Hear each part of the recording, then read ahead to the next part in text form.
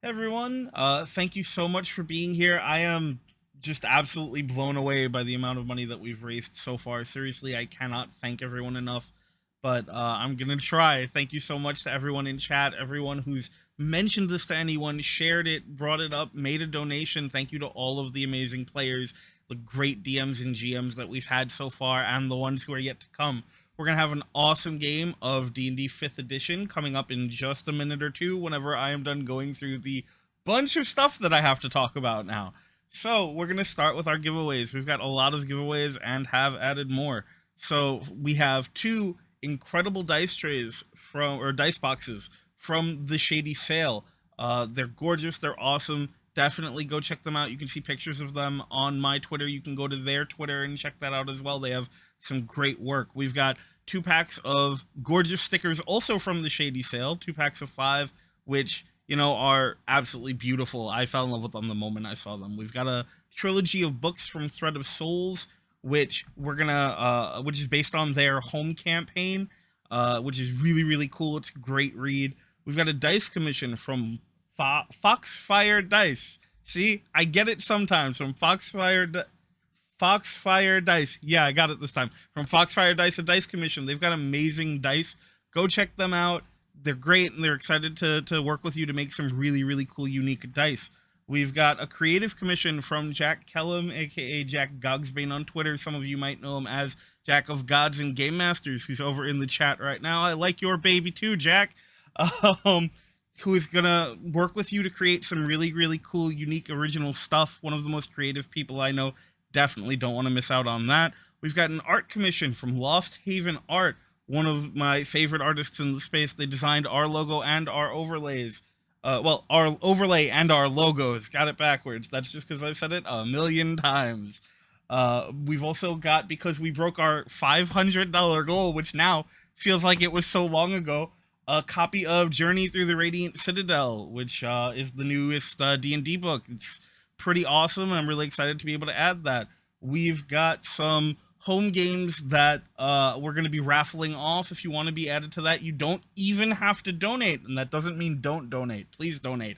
But even if you don't, all you have to do is in chat write F SCOTUS, FSCOTUS. It's not subtle, and I'm not trying to be. And you'll be entered into the chance to win a seat at one of two really, really exciting games, one run by myself in the world of Rodain, a 5th edition world that you can see every Tuesday on Dice Trays Action here, or in a game run by, once again, going back to Jack Gogsbane. Amazing stuff. Very, very excited.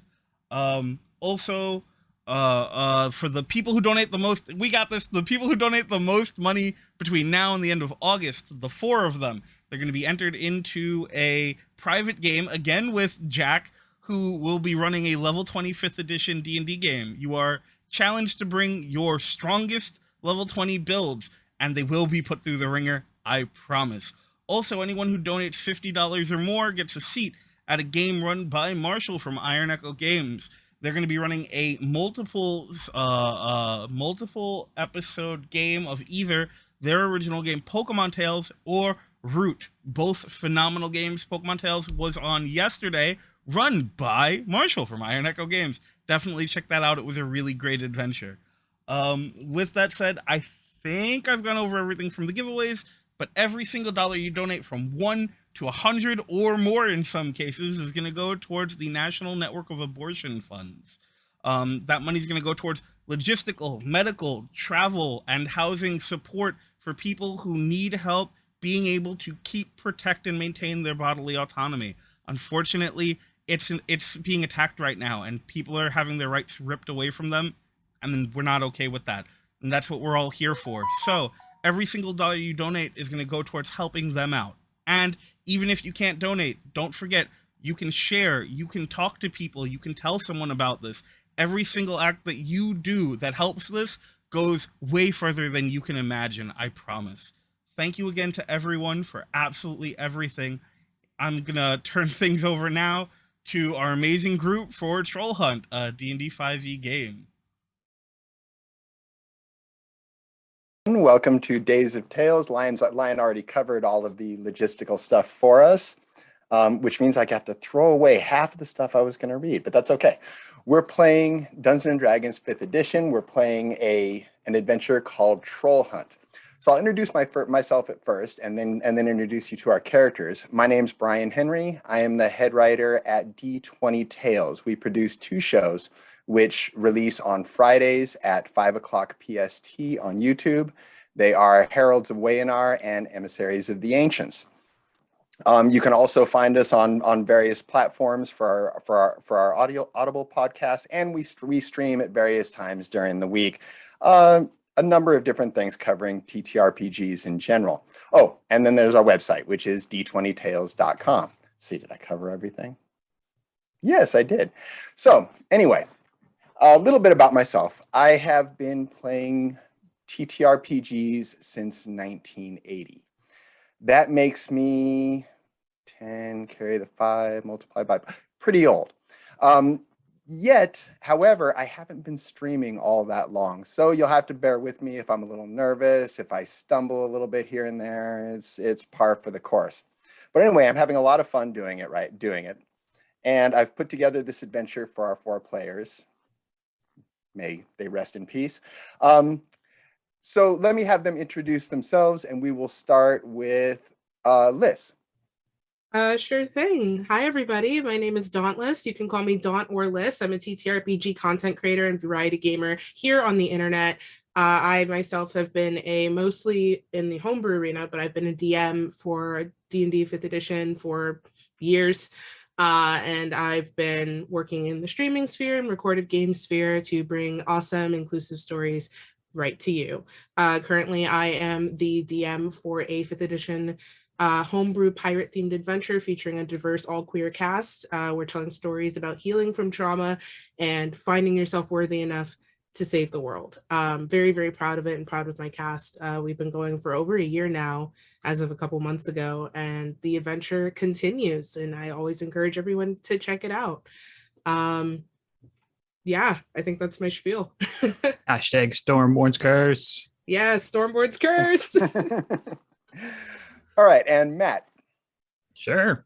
Hey, everybody. You may know me as Dungeon Glitch on the onlines. I'm pretty much on Twitter.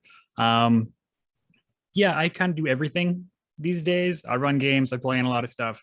I make nerdy t-shirts. If you're into that sort of thing, check out jumpfirefly.com. They're great t-shirts. Yeah, I make music. I'm all over the place. But yeah, super happy to be here. Everyone here is awesome. Excited to jump in. Find me on Twitter. Oh, Brian Freeze.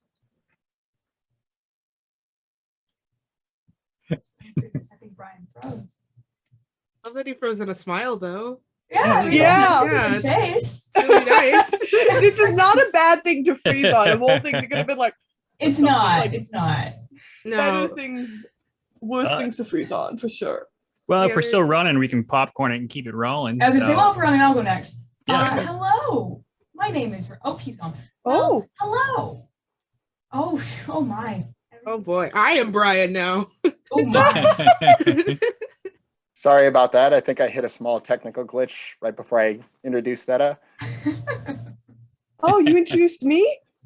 Okay, I I'll go. at least I did. I don't think anyone heard it but me. But No, I don't No. think so. Sorry. sorry about that. It's fine. It's fine. Hi, I'm Theta.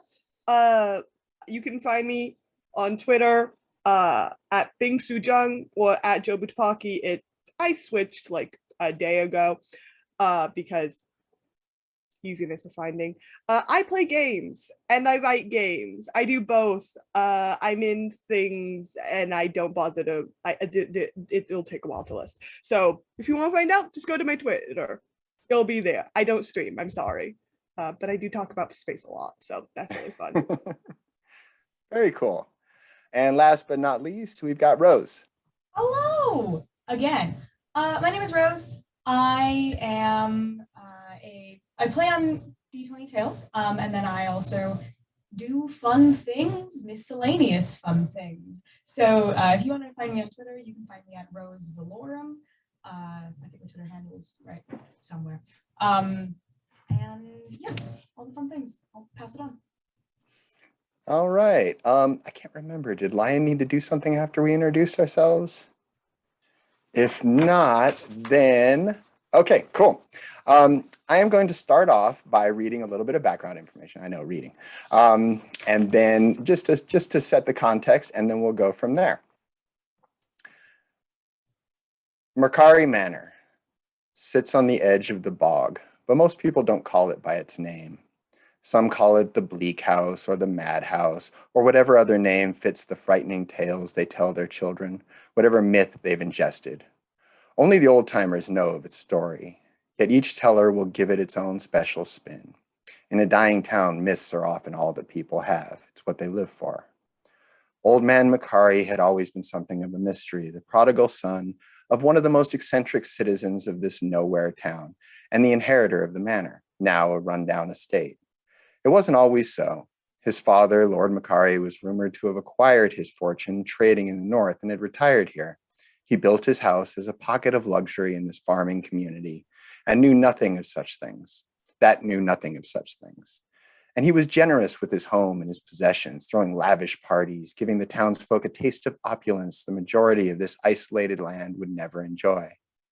He seemed to have no family, living alone save for his servants and dogs. But he was so cultured and likable, none of the townsfolk paid his peculiarities any heed. When the old man passed, however, they learned he had an heir. Young Macari was nothing like his father. When he returned from abroad to claim his legacy, he put out the servants, shut the doors, and through his silence loudly proclaimed, "There are no more parties. There would be no more parties. All who tried to reach out were rudely turned away, and the house on the hill, once a playground, became a foreboding thing." As with all small towns, mystery breeds myth, and the speculations about the house and its young master ran the gambit from mildly scandalous to downright sinister. The stories only grew when the swamp crept in and claimed the once fertile lands around the manor.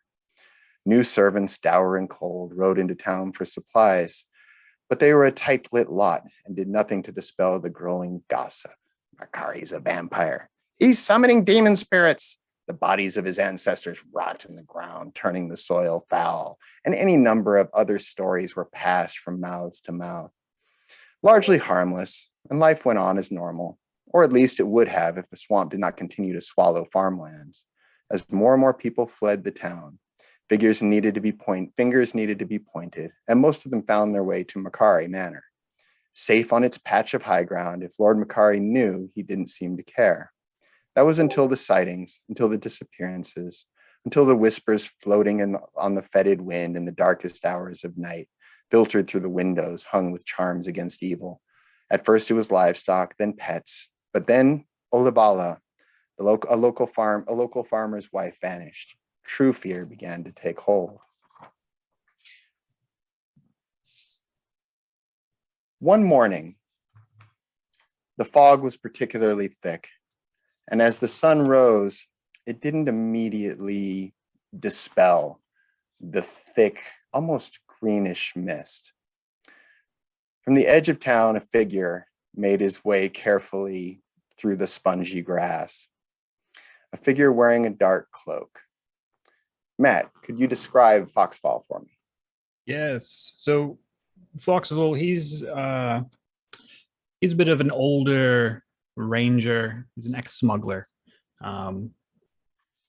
You can see all these little trinkets and such on him under as the wind blows his cloak around him. You might catch a glimpse of the large longbow on his back. He's got very sharp eyes, and despite being somewhat large, his footsteps are very quiet. Also on his belt, you're going to notice this gruesome looking dagger and a spear. That's about it. Otherwise, just surprisingly well-kept beard, but the rest of his hair is long. Just maybe can't figure out scissors. Very cool.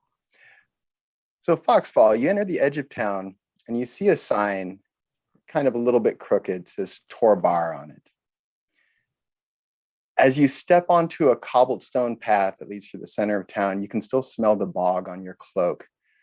which is nothing unusual. I mean, you've been in these territories before, but there is something unnatural about it, an extra pungency to the rotten smell, so to speak. And the fog, it doesn't seem normal to you, just the coloration and the general feel of it.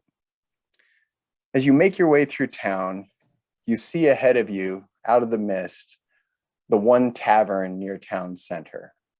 This is where you were told to meet with a representative of Lord Makari, who had sent for you. Lord, indeed. You'll see him just kind of like try to beat the edges of his cloak because he doesn't want that feeling on him anymore. So he's going to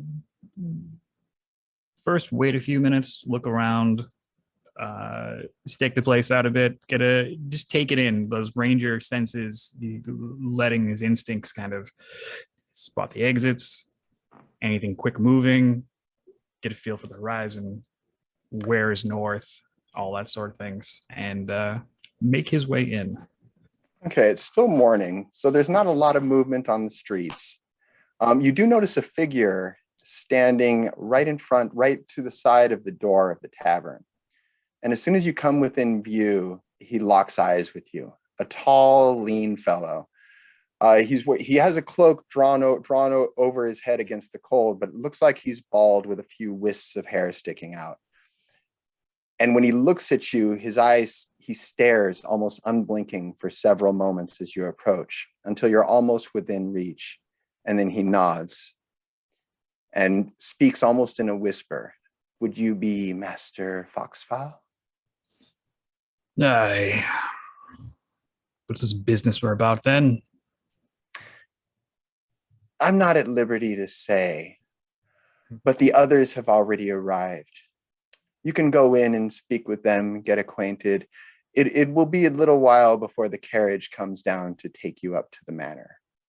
And he steps aside and holds his hand out towards the door. He's gonna just quietly walk past. Here, I thought I was early. You step into the tavern, and it's also very quiet. You do see a barrel-chested innkeeper standing behind the bar. And then your gaze switches over to a table with 3 figures, and your eyes automatically lock on an absolutely massive individual. Minji, please describe your character. So Minji is probably just outrageously tall by all accounts. Somewhere above 6 feet. We don't bother to keep track. And they are an orc. They are wearing these glittering kind of softly colored pastel robes. But the parts of their skin you can see are green and covered in these like golden looking scars. And by their side, they just have actually not by their side, on the table, they have a book flipped open, which they're kind of just flipping through, like bored with a look of ennui on their face. They're kind of on the younger side, and they're just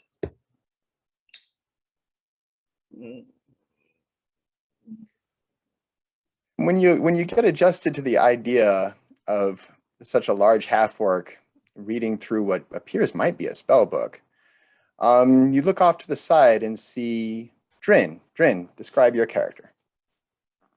So you see a very average height, not tall, figure kind of relaxed against the wall. And you see all across their skin there are smatterings of scars, places where they look as if they were almost had something performed on them, small like patches of stitching, and their skin is almost lifeless in a look.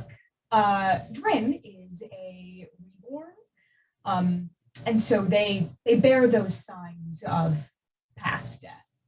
You can see at their side there's a large sword strapped to their back as they just watch everything without not looking at anything on the table. And then the last figure, Reese. Reese looks almost as if the color has been drained from them. Her skin is dark, and she has a head full of very neat, meticulously kept locks that are somewhere between like platinum blonde and just straight white. She's wearing a lot of leather and furs. She looks like somebody who probably wanders a lot, is used to the elements. They have a gruffness about their presence, and they just keep fiddling with their bracers or taking stern sips of ale. Not really, very much like if a person could give off a tangible brooding aura, Reese is probably the goth of the group. That sounds like my teenage years. So, Foxfall, as you stand surveying the three figures, you do notice that there is one empty chair at the table. All right. I'm going to make steps to approach, since I'm going to assume Drin clocks me if they're looking around as much. And I'll just kind of cast that weathered nod, and try not to sneak up on the rest of the group as I approach. I'll put some more, I don't know, bass in my footsteps. And I think no matter how around loud you are, Minji notices. Like, for all that they are bored, they're definitely just zoned out into this book anyways. all right. So yeah, just going to take a few strides forward, slide the quivers off my back, and slide into a chair. Hired guns? Seems that way. More helping out a friend or something like that. Looking around at the three of you, but I assume that's why you're here. Something like that. Something like that, indeed. Do we know anything? Not much, at least where I'm concerned.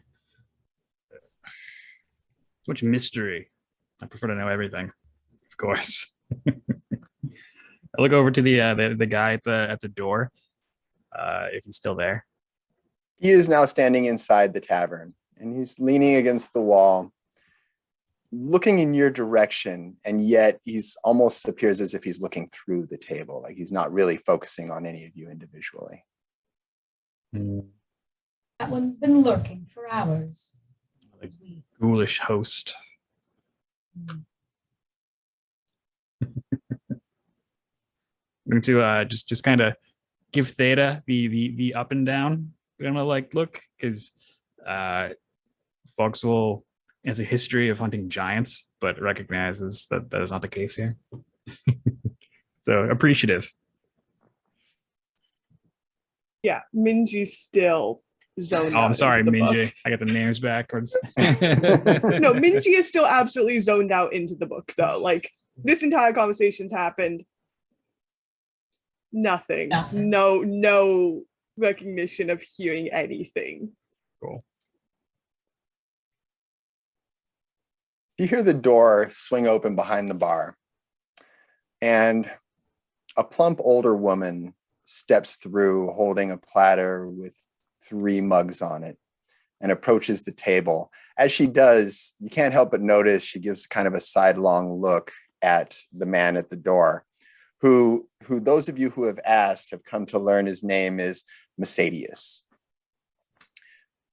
She walks up to the table, looks around, and says, "All right, who has the dark brown?" And she holds up 1 cup of ale with where the foam is literally dark beige and the liquid inside is almost chunky. Not me. She sets it down in front of you. And who has, and she makes a little bit of mocking joke, who has the red wine? And she holds up a That'd be dainty me, glass. Minji. I think Minji at that point looks up. Me. Sets it down in front of Minji. So the plain ale must be yours. And she's looking at Reese. Yeah, I'll take it. Thanks. And she sets it down and looks over at Foxfall. You want anything? I'll have what they're having. The what she's having. I'll point at Reese. Very Yeah, well. please. And she turns around, and you do notice again her eyes linger on Mercedes. And then as she walks back towards the bar, you do see her lean over and whisper into the barkeep's ear.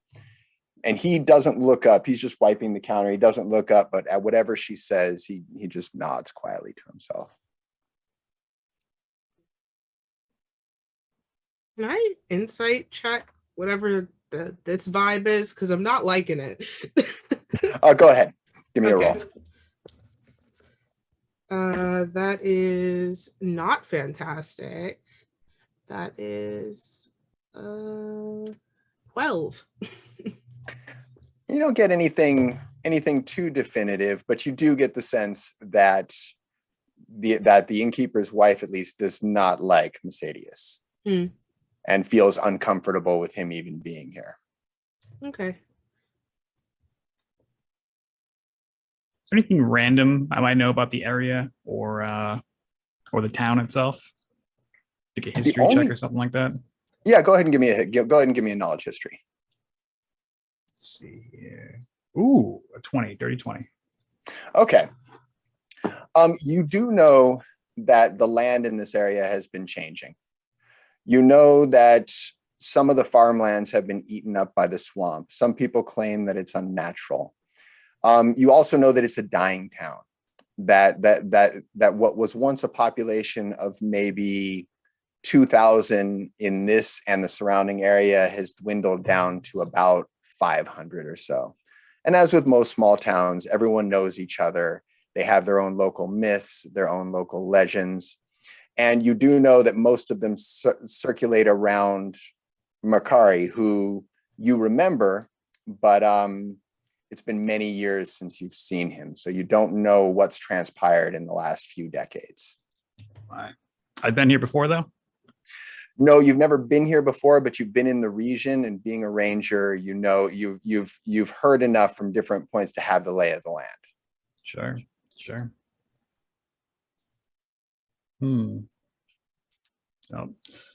it's very curious that the environment changes so much here. I can feel it shifting under my feet. The more it turns into a bog, this odious feeling. The better we can get done with this business, the better. I agree. I'd love to get to the bottom of this as fast as possible. Same.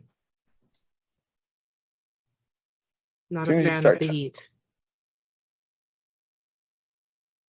You do notice when you start talking about getting done with this business that the bartender does kind of look up a little bit of curiosity in his eye. And then glances over at Mercedes, but then looks back down at the counter. Will hold his gaze to assert dominance. Give me an intimidation check. Hell yeah. I never play the broody characters, so this is very fun for me. A 16. When you look up, he looks down quickly, and then he keeps his head down and doesn't look up again. He's kind of sheepish, and he kind of glances over at some of the other of the party, but he doesn't meet your gaze again. Kind of just smirk into my cup.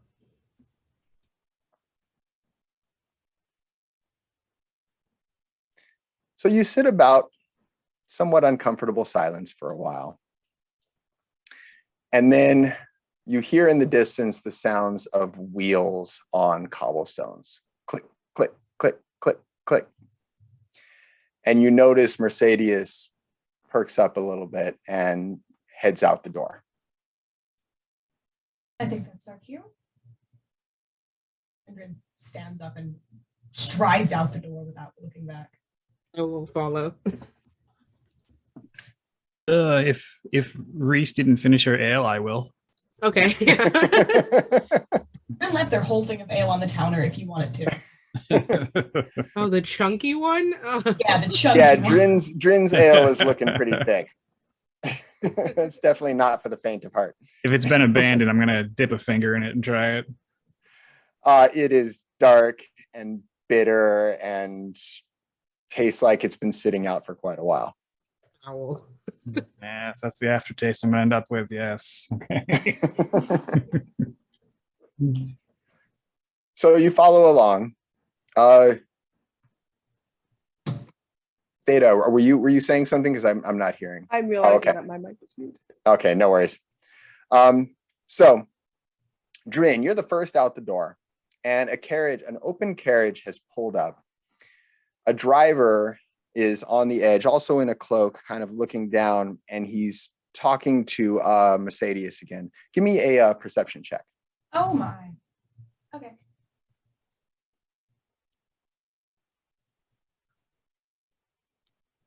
I rolled a natural 20. You can't help but immediately notice that they look very similar. As in they could be siblings and maybe even almost twins. There's some slight differences here and there, but their features are very, very similar. And Mercedes turns back towards you. Your ride has arrived. My brother Boris will take you up to the manor. Looking straight at Mercedes. Thank you, Boris. And then I turn and get into the carriage. And he kind of frowns and scowls at you a little bit, and then gestures for as the rest of you file out of the inn to jump onto the carriage. Is this thing safe? Boris looks up, and even though he looks like Mercedes, his voice is slightly different. He says, "Well, it ain't gonna get any safer with you standing there." Okay. We'll just clamber in. As you climb in, the carriage leans precariously under your weight, and you do hear some creaks and cracks from the wheels, but it seems to bear you okay. You all climb in, and Boris snaps his bridle once, and the carriage starts thumping its way down the road. As it does, you move out of the town and you start moving into more of the bog area. The fog has lifted slightly, and at first notice especially you, Foxfall, having some outdoor knowledge, you get a little bit alarmed as you think the carriage should get stuck because it seems to be riding straight into the marshy ground, and yet the rider seems to have a knack for finding solid patches. And as he weaves the carriage through stunted trees that bend over like old men, crouched and reaching down towards the ground. But he seems to find all of those patches, almost as if there's a trail that you can't immediately discern. Give me a quick survival check. All right. Oh wait, no, that's stealth. I have a 21. 21. After about 10 minutes, though, you start to see it. You start to see that there's slight coloration differences where the ground is a bit stronger than other areas, and you start seeing areas that you think might be patches of quicksand. The whole area looks extremely treacherous. But as you're riding along, you start to gain a little bit of confidence that with some time, given some familiarity, you could probably maneuver this place as well. It's nothing unnatural that he's doing. All right. Yeah, I start to take kind of note of which patches seem to be hard pack and which are definitely problematic. So you keep riding along. The mist starts to lift more and more as the morning progresses. The ride is about an hour, and you also notice that it is steadily moving uphill just a bit. Nothing dramatic, but there is a steady grade until eventually you come to the base of what looks like a mound, and out of what's left of the mist, you see the manor start to form. At first, it's just this dark, squat shape on top, and it's extremely wide. You think it's about a 2-story building, and it's got an old style to it. It's got an old, I don't want to say Victorian, but just an old kind of classic architecture to it. When it was built, someone obviously put a lot of care into it. There's statuary and paintings and painted little mini towers, and what almost looks like fake battlements just for effect. But also, as you get closer, you realize that the place is somewhat run down, that it's not being kept up really well. As you approach the main doors, there's two huge oak doors, and the stone around the doors is eroded and cracked. And there's lichens and mosses that are growing on some of the stone areas. And it's basically just, it just doesn't look like it's seen a caretaker in quite some time. The carriage pulls up to the front door, and Boris steps out and pulls open the side door, and then you notice two other figures standing off to the side and around the corner, leaning against a wall, speaking. And does someone want to give me a perception check? Sure. More than one people do it? Yeah, Person? do it at advantage. So whoever's got the highest probably want to go. Me. Might be me. I think I'm proficient. I rolled a Let's see. 1. I definitely am pretty sure I'm not. Oh, Oh, Good. I have you're good. No I worries. have a +2, but I'm proficient, but it's proficient with a +2 because I'm not good at wisdom. Oh, I have a +5 if I have the advantage. I'm +7. Okay, I rolled All a right. one. I'll give mine Looks to like- you. looks like you go reason roll to your win. advantage. I cannot perceive. I can cast guidance and give you some Sure, I'll wonderful take it. guidance. Yeah, I'll take it. Yeah. You see Drin like walk up and place their hand. Just give you like a small nod and cast guidance. Reese will actually smile and nod back. And great, because that's a 25. Oh my. I Okay. perceive. You just Even from put on this- glasses. Oh my. Even from this distance, you notice that these two figures bear an uncanny resemblance to both Boris and Mercedes. A little bit more than simple siblings. It's that close. Don't like that. I will relay that to the carriage folk. Perhaps he's duplicated himself. This many times for what purpose? I don't know, having more hands around, not having to do all the tasks himself. I could see the usefulness of it. It would It's be likely nice that to have Mahari backup. would take them to me. I wouldn't have to do the cooking or the cleaning.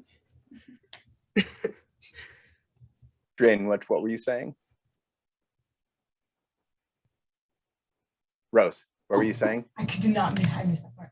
I said it seems likely that Mahari is duplicating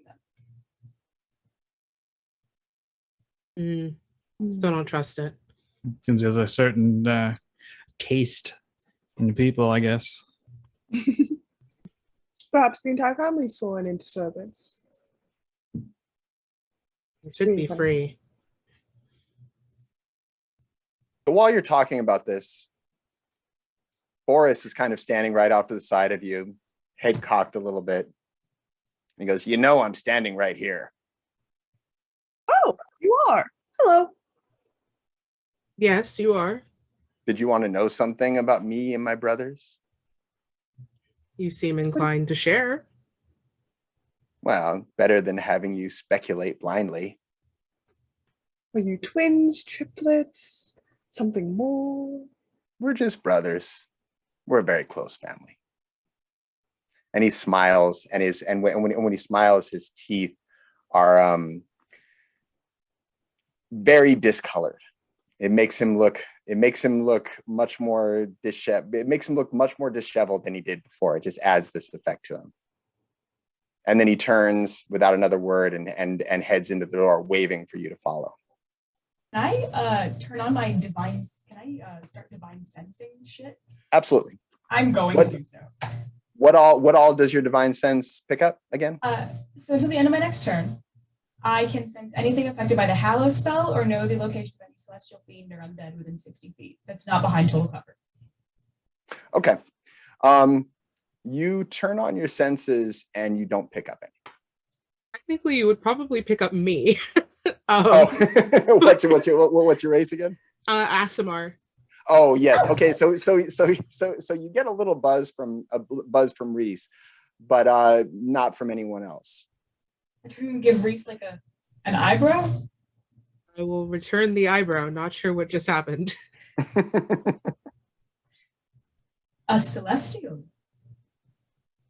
Guilty. Fair enough. So without any further info there, as Reese is pretty tight-lipped, Yep.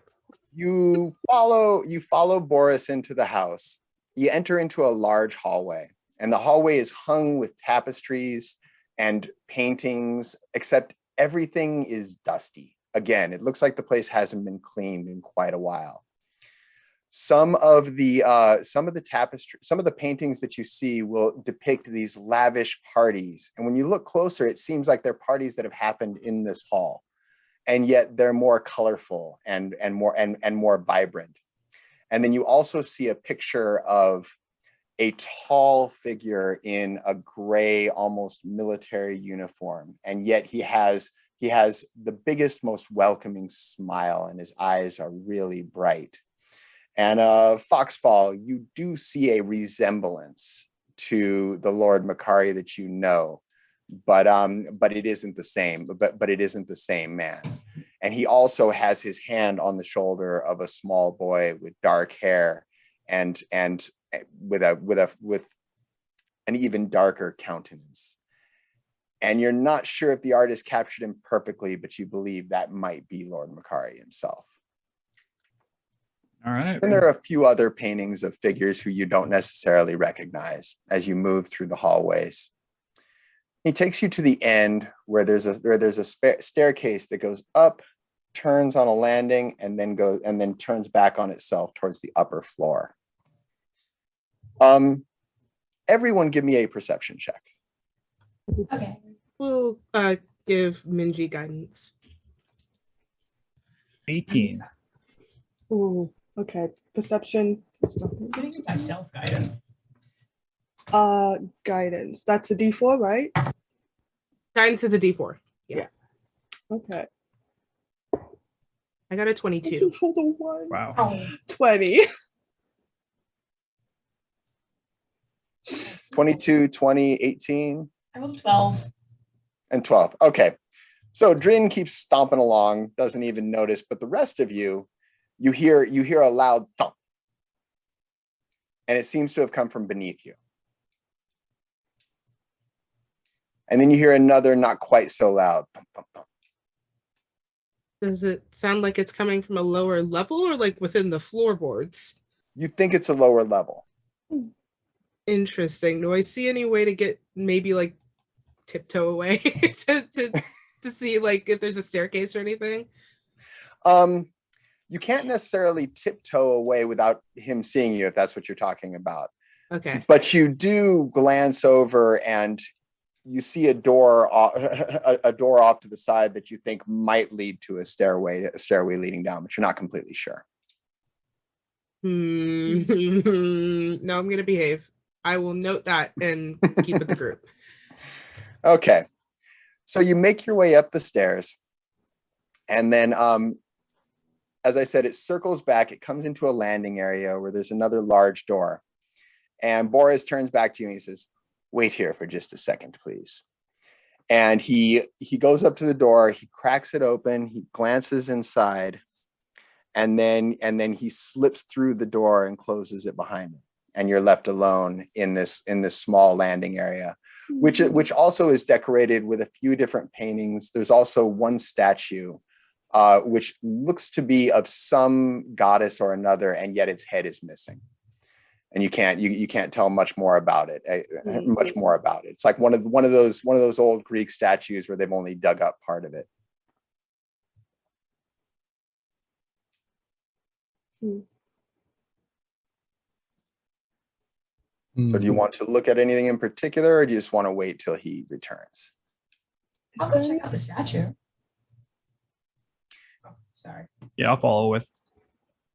You Yeah, I take a was gonna say close she's just you take a close look at the statue, and you realize that it is solid marble. And when it was intact, you imagine it was worth a small fortune. You also give me an insight check.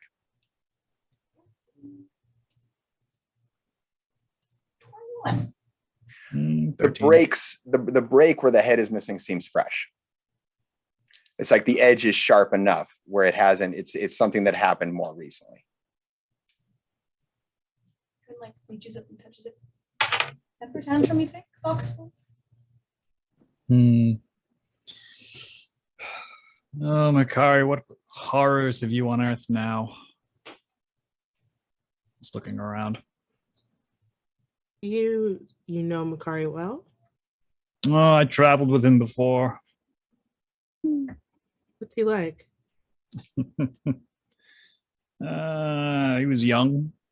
You know, you can see those flashy, eccentric whelps trying to make a name for themselves, but quite the curious one.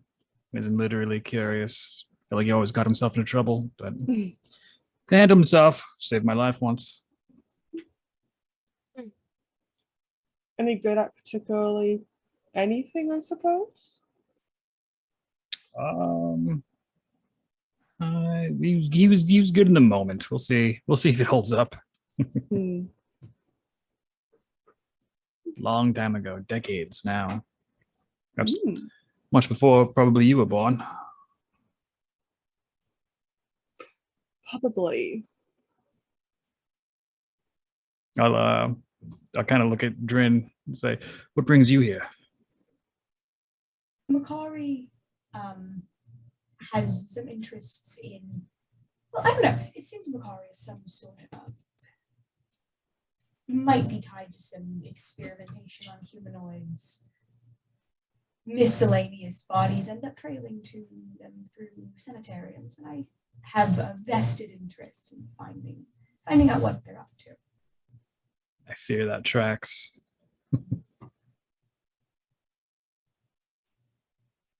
Minji? Me? Are you wondering why I'm here? Yeah. Oh, I'm trying to outrun something in my future, and I was told that there might be something here that could help me with that. Fair enough. And then as the sharing circle continues, everyone stares at Reese. Yeah. Reese probably realizes everyone's staring at them after a few minutes. But they seem lost in thought at Minji's answer, because I am nosy, and Reese is not. I personally have a vested interest in the cosmos, and I was told I might find something here to further that interest, to put it lightly. I sincerely doubt it, but the money was good, and I won't be too disappointed if I walk away empty-handed. You're getting paid. He looks over. I am. Are you all?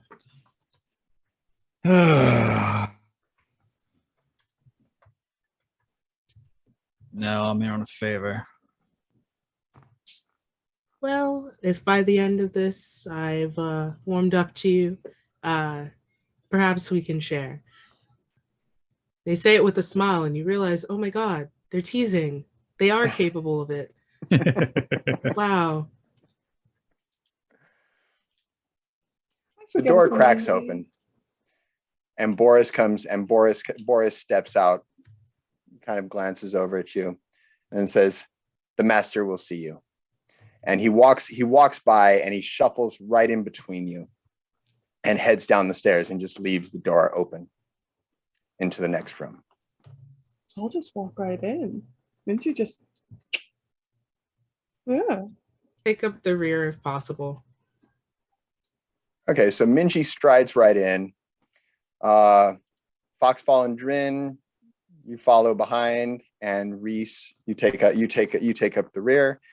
And Minji, as you enter in, you enter into a large study, and immediately your eyes go wide because the walls in a circle are filled with books.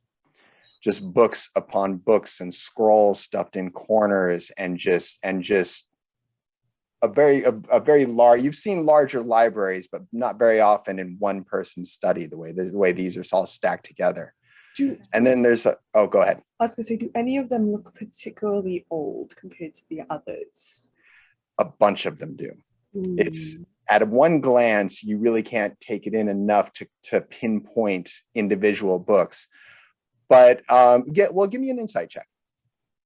This is probably not going to go well. I have a -1.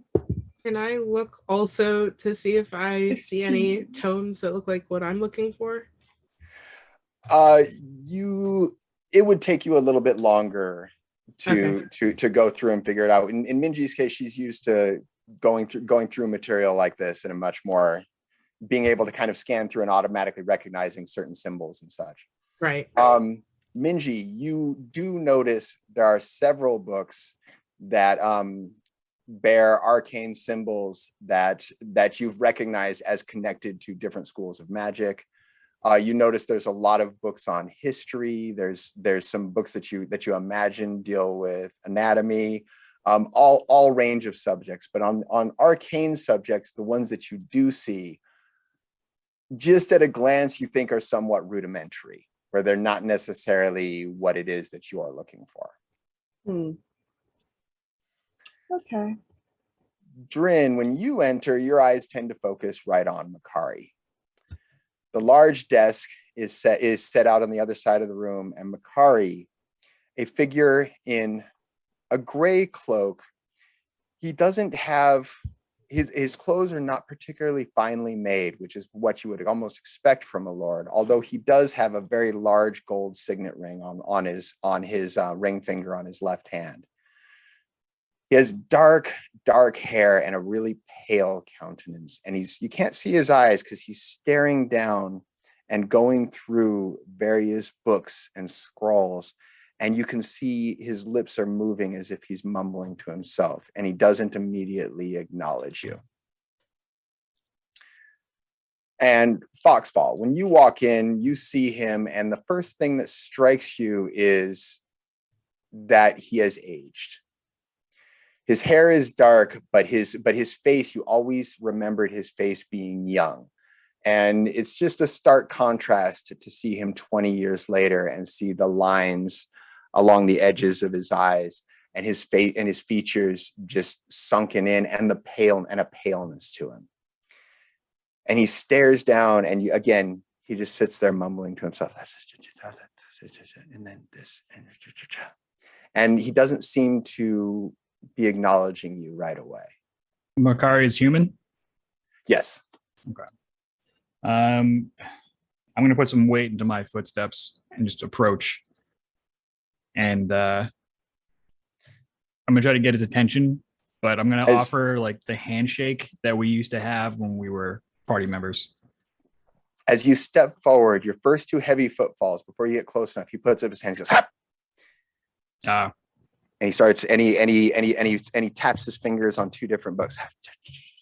He looks up. Foxfall. It's been such a long time.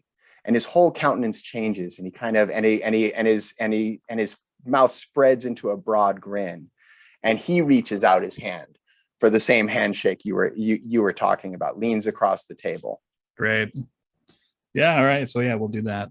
The knuckle shuffle for that, and he just nods as he shakes your hand. And he says, "I was hoping you would come. I really was. I wasn't so sure. It's been so long, but you remember, don't you?" What kind of trouble have you gotten yourself into now? No trouble. No, well, in a manner of speaking. But first, you're friends. And as he turns, his eyes focus in on Reese. And they narrow. I will You're narrow the my druid, eyes. aren't you? I am. So tell me, what do you see when you look at me? Can I do an insight check to see what Go I ahead. see when I look at him? That's a natural 20. Oh, Okay, Oh, yeah. so you stare at him and you get a sense of wrongness from it. Your kind of touch with the natural world, when you look at him, it's almost as if his outline were just a little fuzzy. Almost as if there was an aura of distortion around him, and it's kind of off-putting. And he grins broadly at you and he says, with all your knowledge of the cosmos, you must see something. Do I get the impression of like a displaced soul, or more of like he's maybe not fully linked to this plane? Like, am I getting more undead vibes, or like we're phasing vibes? Not an undead vibe. It's closer to the second. Like there's something disconnected with him. There's something that's not fully in this place at this moment. If that would make sense. I'll take a long look at him. You are lacking an anchor. You're drifting. Aren't we all? Yes, but your form, your spirit.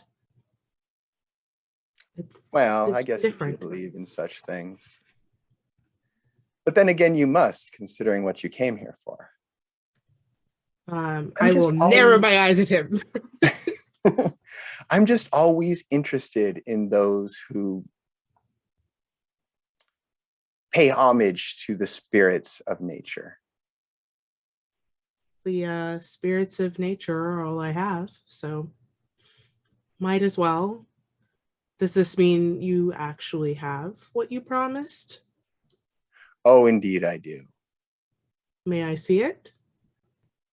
No, you may not.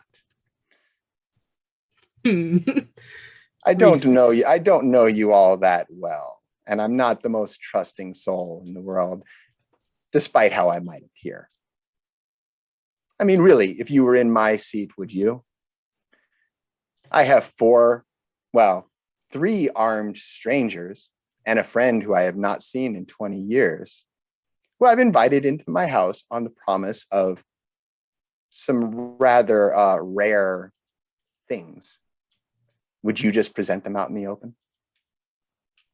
No, but I figured I'd ask. Fair enough. And you? And then his eyes lock on Drin. You came here for gold? I'm a gold digger. Mm-hmm. Interesting wounds. Yes. They're very precise. Were these decorative? And he kind of points towards some of the scars that you see on your neck. Yes, it's all the rage right now. You know. I don't get out much anymore. I don't keep up on current fads. I can tell. Well, there's plenty. In regards to gold, there's plenty and to spare. But again, the job comes first. And Minji, I've read some of your work. Thank you. Do you like it? Absolutely. You have an amazing grasp on the fundamentals of divination. I haven't dabbled that much with it, but that's a shame. It's a fascinating field. It is quite expressive. I'm going to take an aside here really quick. Have you rolled your portents yet for today? Yes, I have. Okay, just making sure.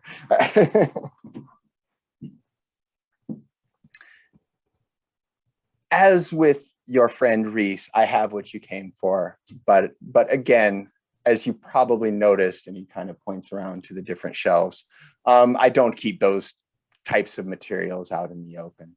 Have you met my servants, the brothers? How many of them are there?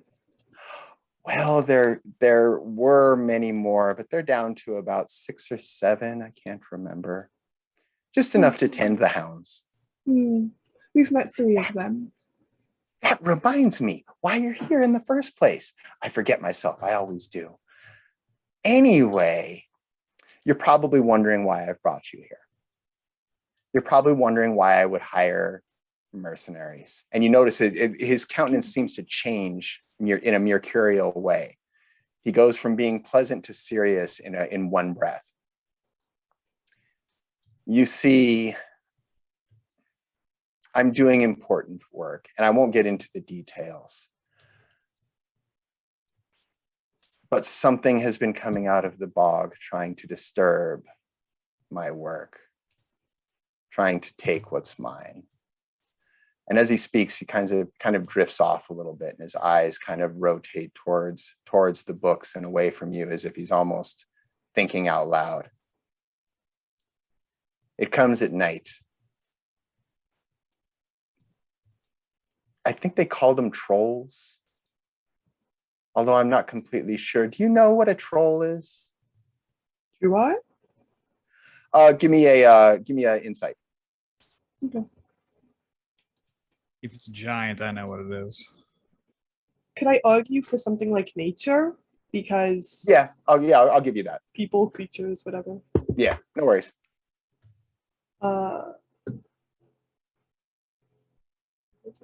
23. 23. You have read about trolls. You know that they are filthy creatures that tend to live in swamps, although they have been found in mountains and some other areas. There's a wide variety of different types. The one thing that they have in common is that they seem to be able to regenerate wounds at an almost unnatural rate. Foxfall, you also know this as well. Given your relation to giants, because you know trolls are often serve as servants to various giant tribes, and there might be some small relation to giants somewhere down the line. All right. He says, whatever it is, it's taken most of my hounds. They fought it off night after night after night, but I don't know how much longer they can handle. And that's where you come in. I would like you to deal with this little problem. You see, it doesn't come every night. It seems to come in patterns, and I'm pretty sure I've figured it out, and I'm pretty sure tonight will be the night that it arrives. And I would like you to deal with this problem when it comes. Not that difficult.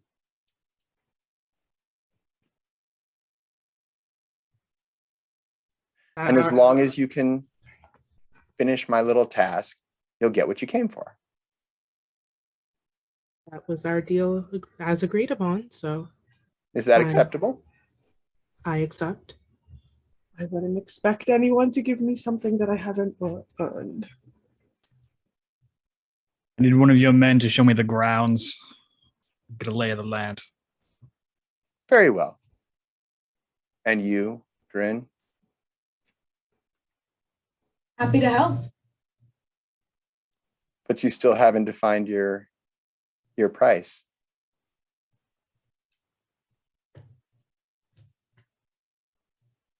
Fair enough. And his eyes narrow slightly. So what will it be? How much gold will buy your services?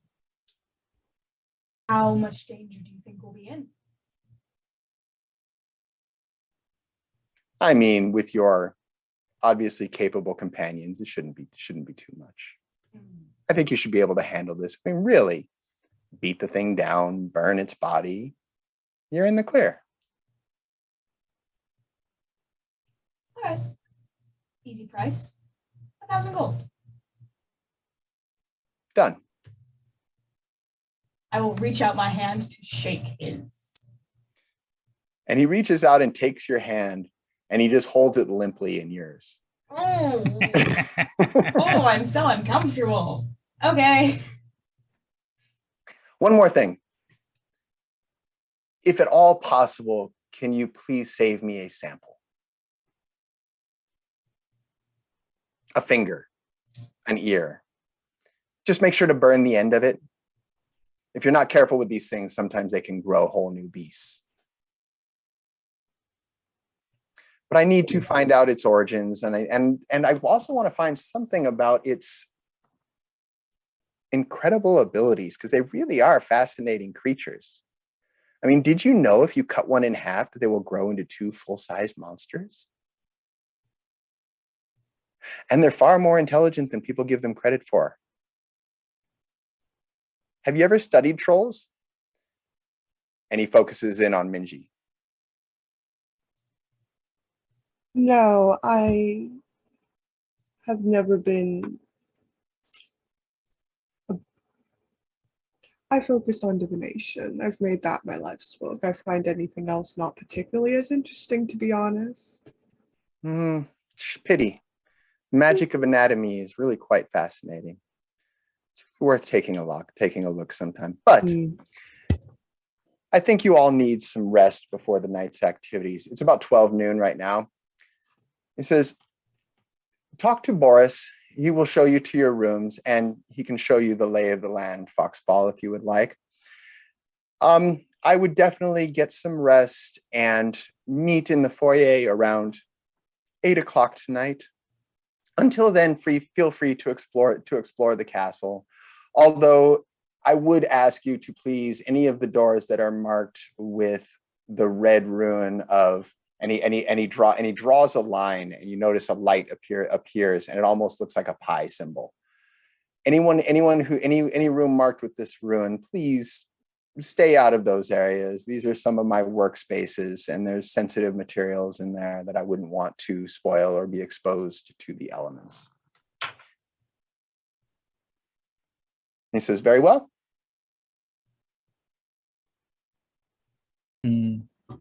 If everyone leaves, I'm going to hang back a second.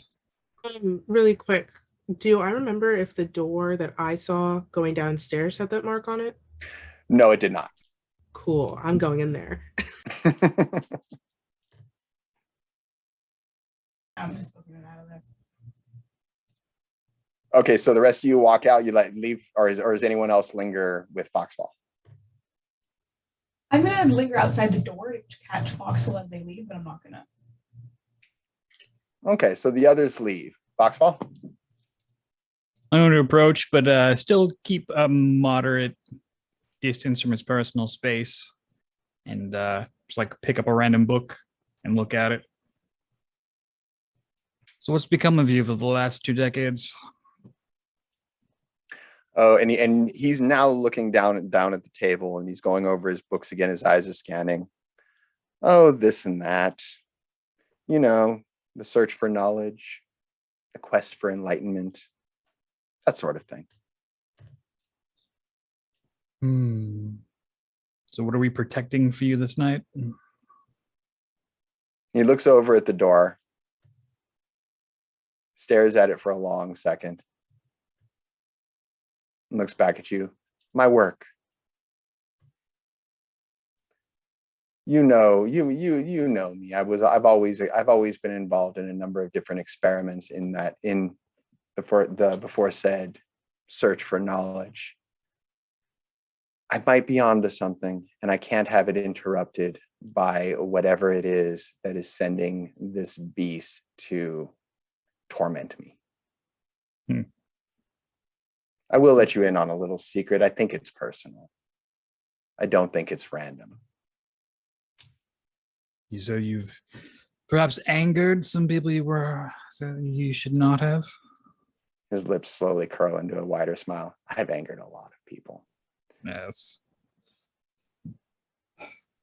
Well, your cryptic tone does not grant confidence, but we'll solve your monster problem. That's all I need. And then he goes back to his books, and you just see his eyes starting to dart back and forth from different passages. Yeah. You So notice that he- same chemistry of we have that same chemistry of knowing when not to talk to each other. And it's just like, yeah, we're done. Pretty much. I'm just gonna stroll right out. Okay, so as you stroll out, Reese, Are you making a beeline for that door? I mean, I'm gonna try and look as normal as possible when I do it. Like, I don't want to draw attention to myself, but yeah. Okay, so before you head to the door, you go outside. Boris looks at you. He waits for a second. And then when Foxfall comes out, he goes, let me show you all to your rooms. And he takes you down the hallway to another side door, which you had passed earlier, but hadn't really paid any mind. And it goes down to a hallway with 4 doors. And he says, all the guest rooms are the same. Have your pick. One is no different than the other. And then he just turns around and walks out. We'll wait for him to leave. I'll take note of where everybody else claims a room, so I'm not like trying to walk in on somebody else, and then I'll just kind of turn on my heel and go for the door. Okay, so Reese stands by the hallway. You all see her turn and walk out back the way you had come. What do the rest of you do? I think I'm going to turn and go out as well, but not following Reese. I'm gonna go try and find a part of the house that is less occupied and that has one of those rooms. Okay. So you head out searching for one of these ruins. And Drin? I am also going to just start looking for things with the runes. Okay, so you go striding out after Minji. And Foxfall, what do you do? I'm going to deposit the what gear I don't immediately require into one of the rooms that has a better view of the grounds, and I'm going to see if I can get somewhere high. See if I can find like a balcony that will give me a good look at everything. I want to see the swamp and its breadth. So you check through the rooms, and 2 of them have windows which overlook what you believe is the backside of the house. The other 2 don't have windows. When you look through it, when you look through the window, there looks to be what was once a garden, and yet weeds and the creeping water has reclaimed quite a bit of it, and then the bog stretches out from the outskirts of it. As far as getting up higher, you look around, and the closest thing you can find is you do find in the hallway where all the bedrooms are is one of those folding staircases, which you believe goes up to the attic, but you're not sure if the attic will have any windows. I'll take my chances. Okay. So you pull the staircase down and you head up, and you get into the top, and actually there is one window which you could barely see. You imagine it's at the front of the house, like at the apex of the house, right up in the corner, kind of like, I think the Amityville Horror House had something like that. Yeah, very gothic. Yeah, exactly. And there's also a bunch of different boxes and crates, and it looks like the area is used primarily for storage. Anything interesting catch my eye in any of the gear? You rummage through it, and you do start catching a smell. Give me an insight check. Oh boy. Oh no, 4 total. Nah, it's a chemically smell, but you can't place it. Gross. Yes, I'll shuffle back downstairs. Okay, so while you're up searching through the attic, Reese, you were the first one to head out. You're making a beeline for that door, right? Yep. Okay, so you head to the door. Are you trying to be inobtrusive? How are you going about this? Because there's still a few of the brothers roaming around the house in different spots. Yeah, I'm just stealthy. I'm not like full ninja, like clinging to the ceiling or anything, but I don't want to draw attention if I can. Okay, give me a stealth roll. Give me a stealth roll anyway. That is, I think I found my new favorite D20 for this Hey. episode. Hey. Stealth, you said? Yes. That is a 20, a dirty 20.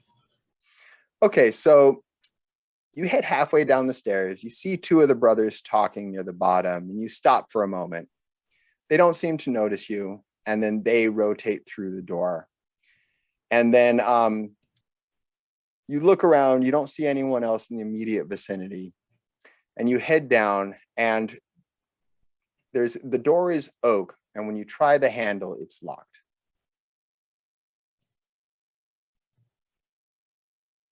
Okay. Is there a gap under the door? Yes. Cool. Then I will wild shape into a mouse. Okay.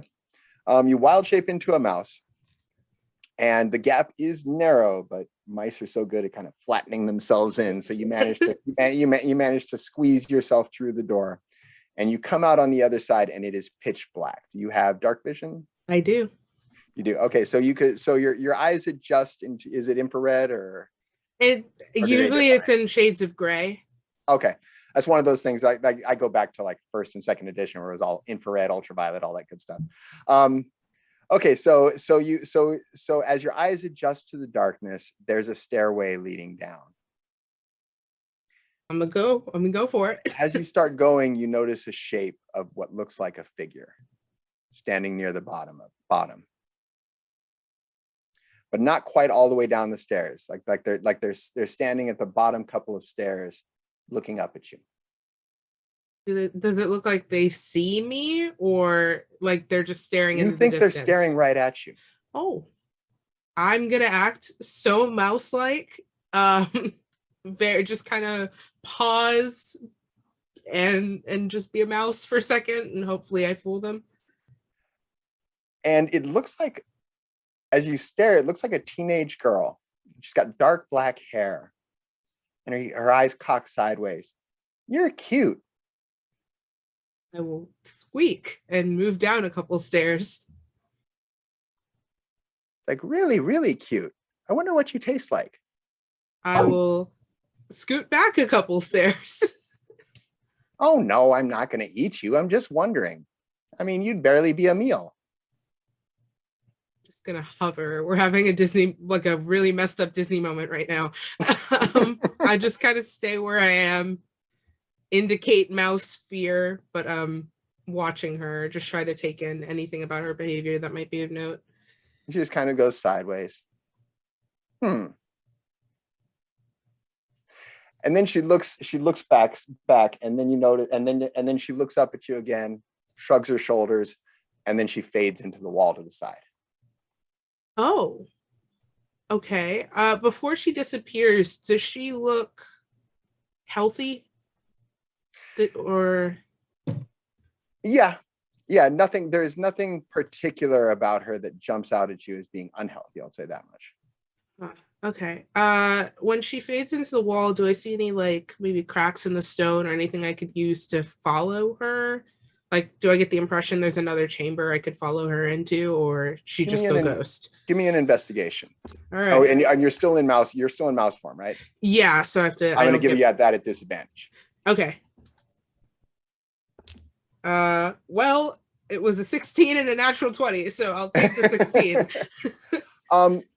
You come up close to the door, and at first you don't see anything, but then you start, to the side of the wall, but then you do see what looks like a discoloration where the stone is slightly different on one side than the other.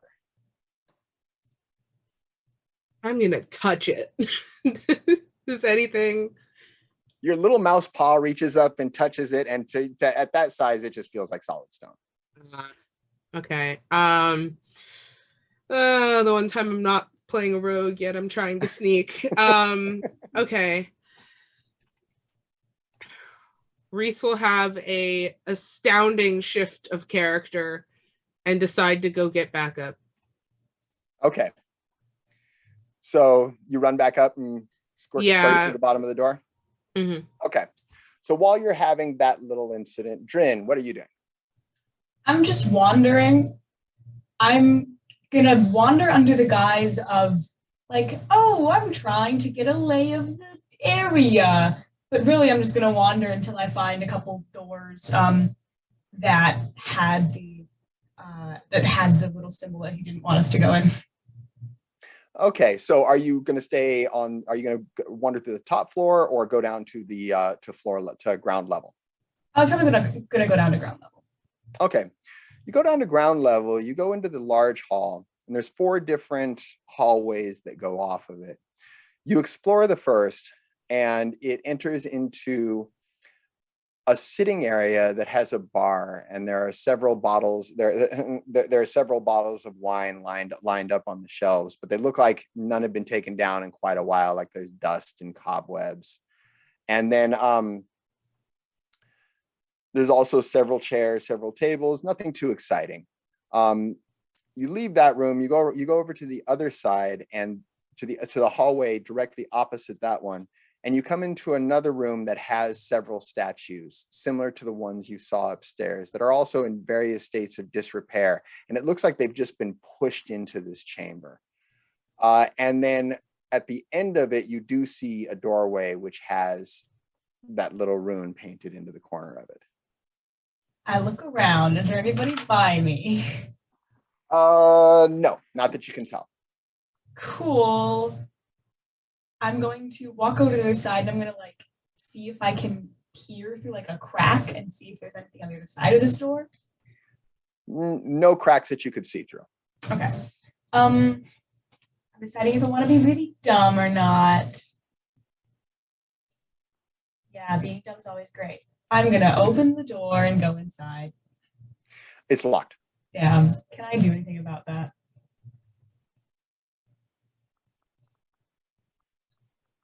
I'm not going to try and break anything. See if it's locked. Seeing as it's locked, Drin kind of just. But give me a perception check. Okay, love to. Oh my, it's a 6. Yeah, it's locked. Okay. Cool. I give up and I turn around and go look for more doors, possibly that aren't locked. Okay, Minji, what are you doing? Yeah. I think Minji's looking for a less occupied part of the house. Okay. First off, to find one of these sigils because Minji does not want to be caught. Just gotta really avoid being caught. So are you going to stay on the bottom? Are you going to stay on the top floor? Or are you going down to the bottom to the ground level floor as well? I'll go wherever there's less people. So I think I'll just like Minji, I guess bottom floor first. We'll check that one out. Okay, you go towards the bottom floor. And again, there's 4 entrances. You see Drin step into one of them. And there's 2 others at the opposite end of the hall. One of which looks a bit smaller and almost like a servant's entrance. Mm-hmm. Which one would you like to go through? Let's check out the servant's entrance. Okay. You head into the servant's entrance and you have to dip your head to walk through the hallway. It's a really tight squeeze. You go down a hall for about 10 feet and it comes to a door which has a little window in it and you hear voices inside. I'll try listening in. Let's see what they're talking about. You hear, it takes you a second, but you realize that they're the voices of either Boris or one of his brothers, since their voices all sound similar, although the way their diction and the way they speak are all a little bit different. However, you can hear them talking, but you can't make out what they're saying. That's unfortunate. Can I backtrack then and try to find? I'm mostly just aiming for a door with the sigil right now. Okay. So I'll backtrack then and. You head back and you can head into the corridor on the other side of the chamber. You go in and you find what looks like a cloakroom. There are several hooks and where people would put their coats, their cloaks, and so forth. Again, as with much of the house, it's very dusty. It's very unkempt, but none of the sigils he was talking about. Mm-hmm, mm-hmm. So that brings us. Oh, go ahead. Bottom floor. So they're just none on the bottom floor. Not that you know of. There's 2 other passages, one of which Drin went, and then there was also that small door that Reese seemed fascinated by. Okay, I'll just I guess I'll sit down and look around for a bit and see if there's just Okay, And when- Foxfall, what are you going to do? Fox will just kind of like taking his surroundings. He's going to see if he can catch up with anybody, but also if he spots one of the servants, perhaps he can get the tour. So, Okay, so you head down to the bottom floor. yeah, maybe I bump into someone. I don't know. So you head down towards the bottom floor. You see Minji come out of a doorway, kind of looking around, a little perplexed. And then you see Drin come out of a doorway right next to you. And then one of you make a perception check at advantage, since I'm just giving you this as a group thing. Who wants to roll perception? Not me. I'll let somebody do it. else do it. I will Okay. cast also guidance though. I have an 18. Okay, and then you look over at a small door and you see a little mouse come crawling out from underneath it. The mouse is looking at you with a very familiar squint.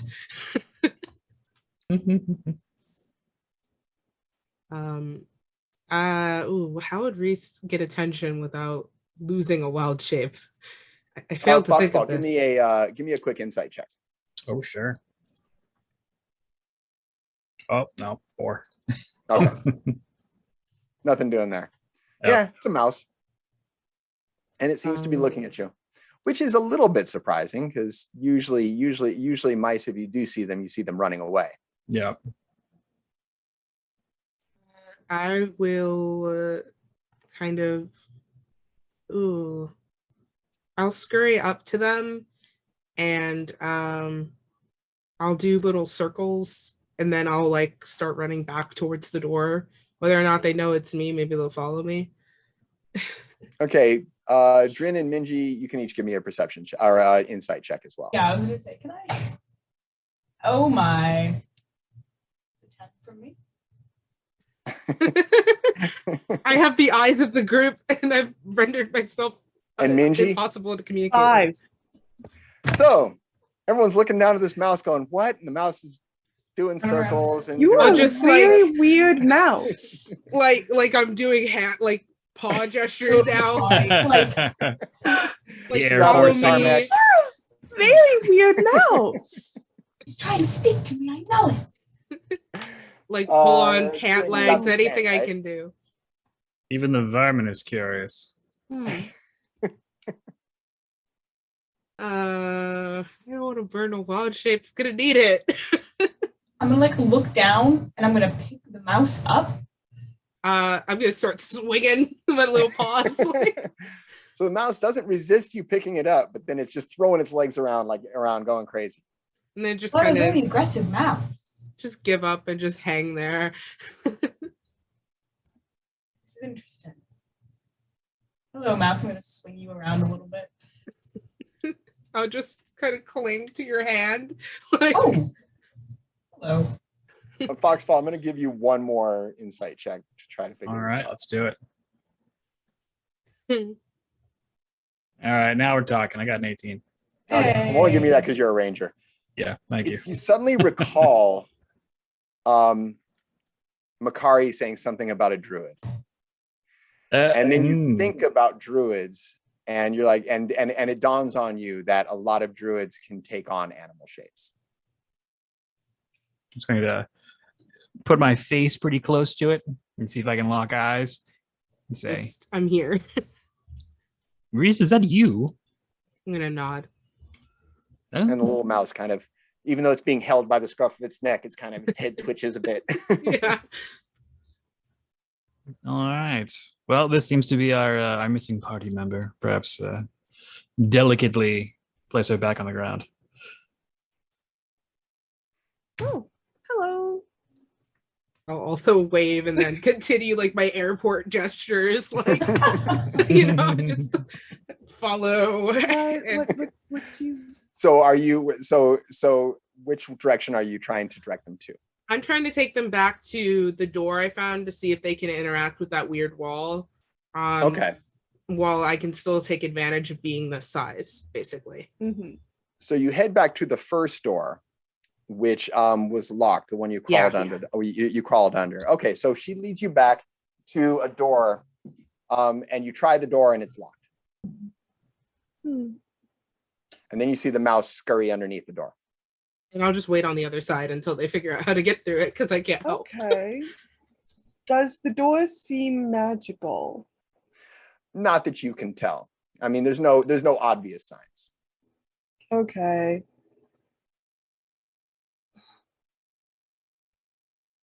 Can I ritual cast detect magic?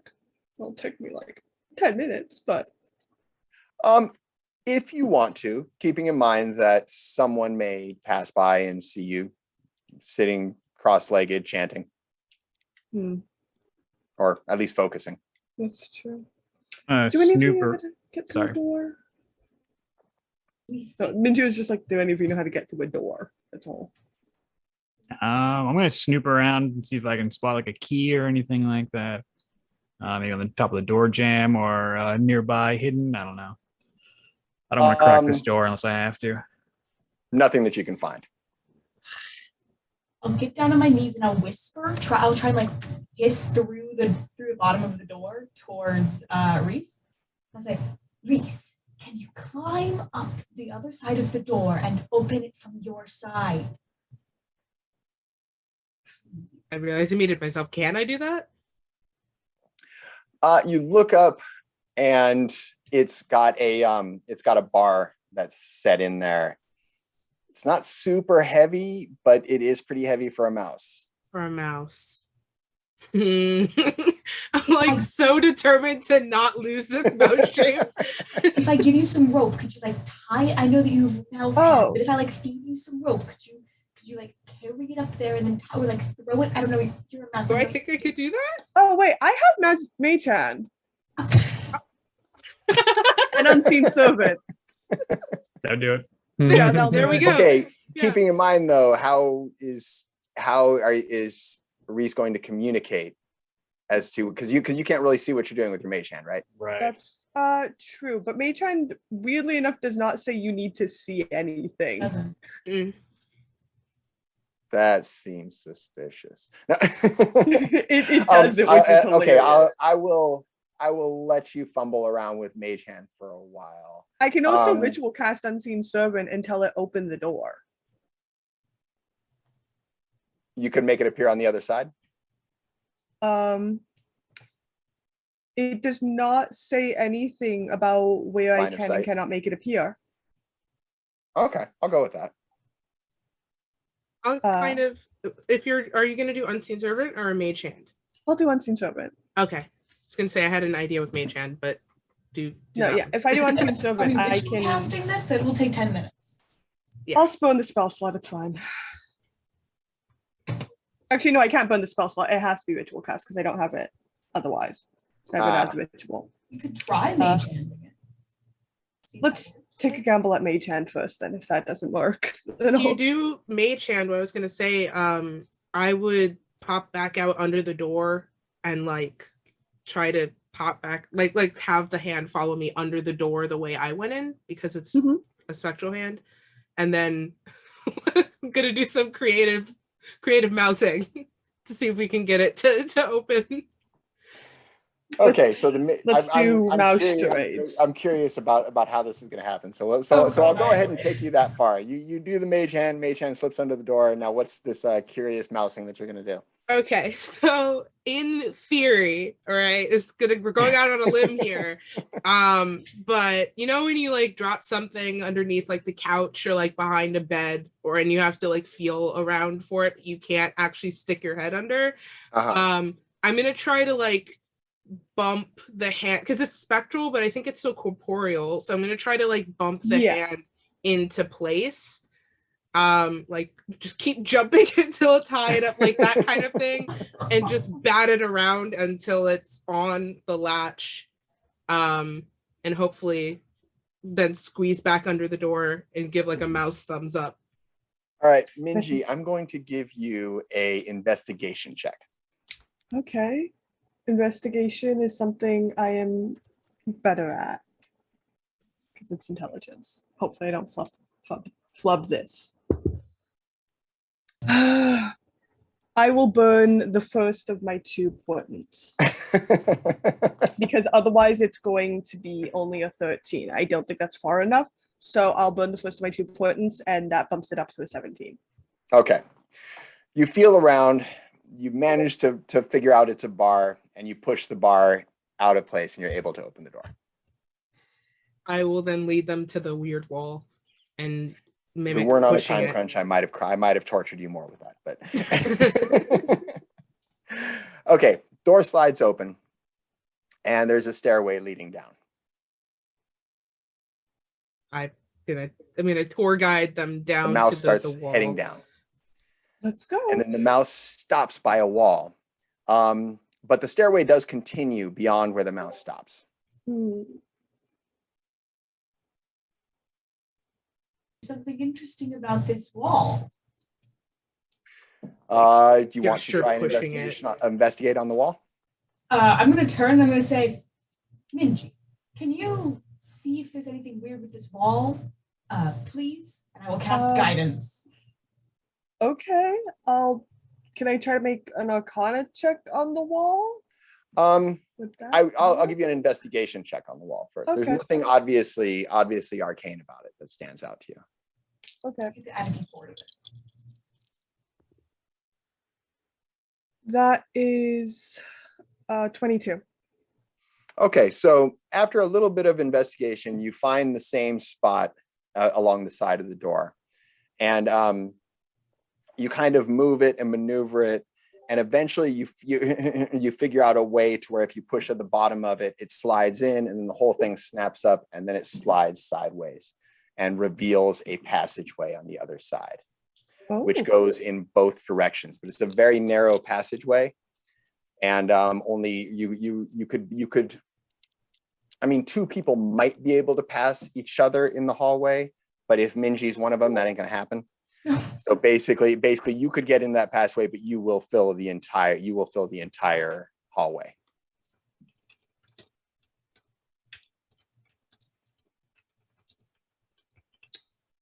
Okay. Great job. Thank you. I have Detect Magic and Unseen Servant. If I ritual cast one of them, well, I could ritual cast both of them, but that'd be 20 minutes. If I ritual cast Detect Magic, we would get an idea for which way magic is, but like in this house, I have a feeling that's not going to be particularly helpful. Probably. Unseen Servant would give us a better idea of things that are going on, but I don't really think I can communicate with it. So like, it's up to you. And again, like I How do said, we the want to stairway does determine? continue to go down.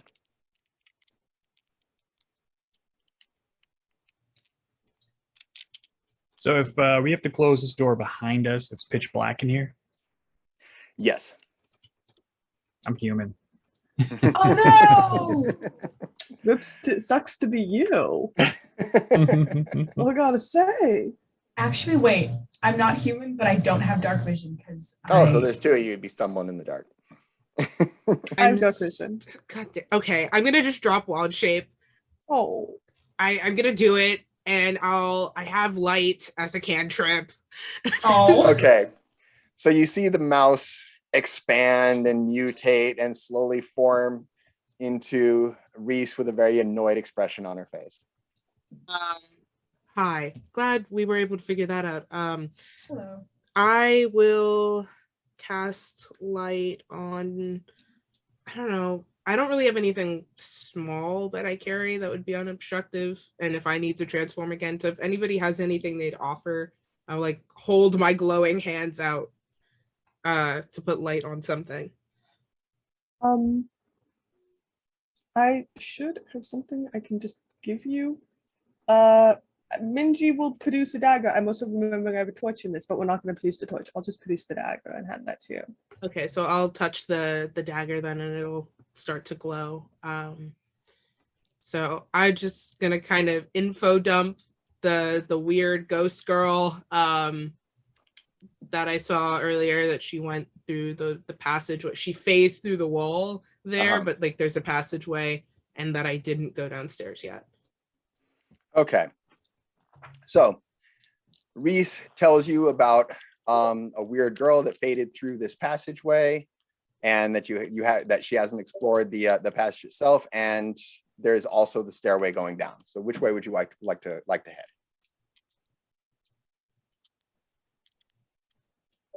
You want to enter into the secret passageway? Do you want to head down the stairs? I'll also go the passageway. Stay up on the Okay. lead. You're going to take the lead? I'm saying follow up on the lead we have. Oh, okay. I don't think it's a Sounds good idea good for to us to me. split, so I'm gonna definitely stick together. Great.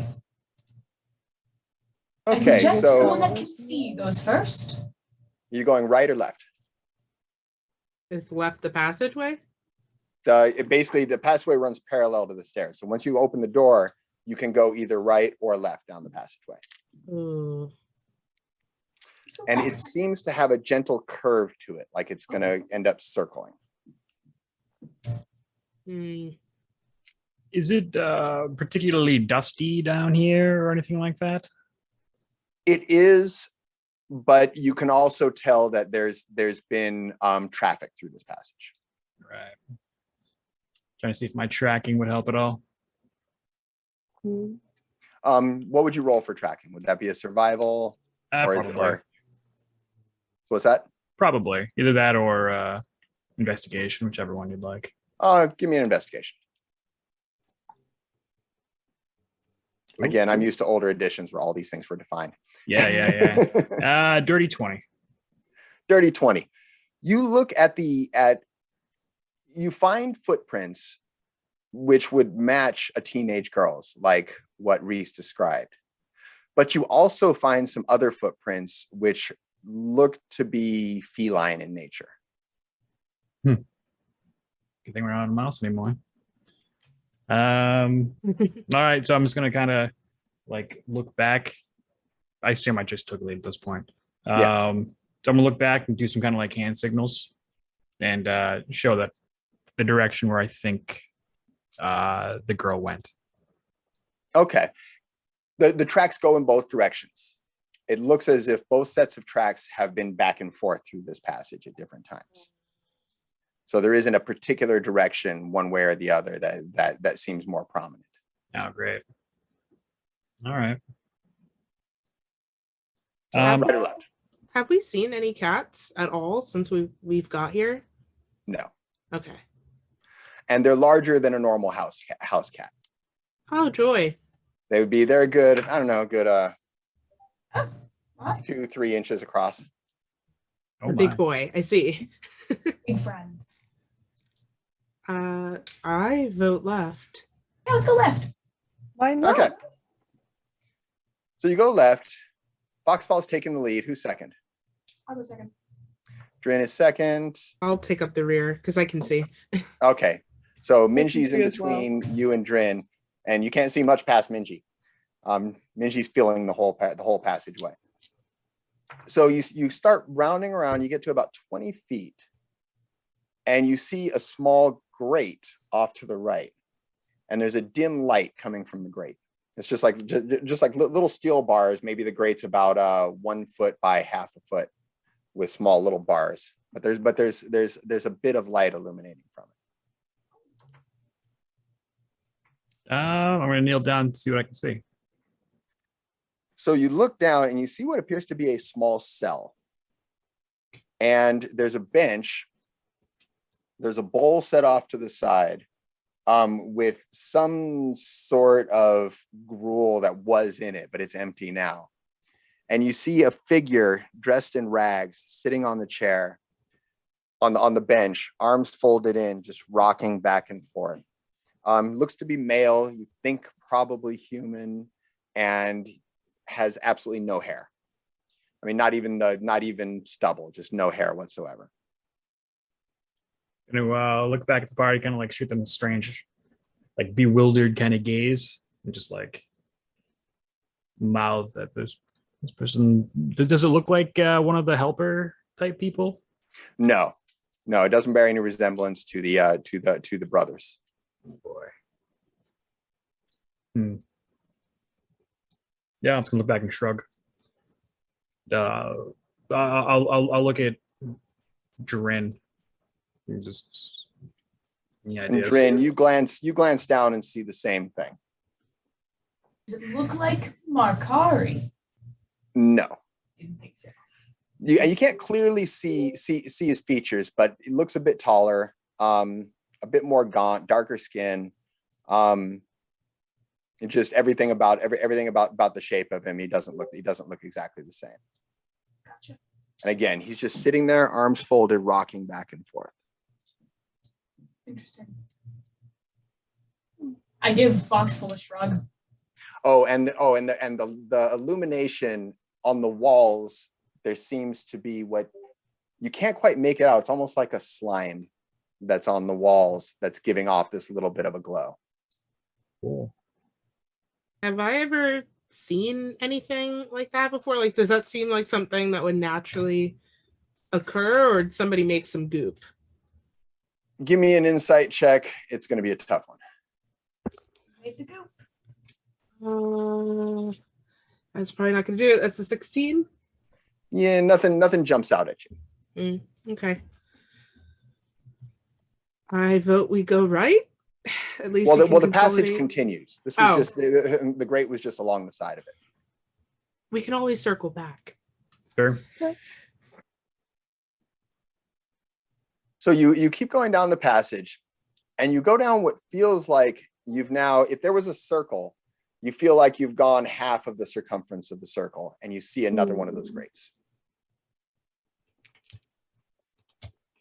And this one has a little bit of a light from it, but it's not as strong. Interesting.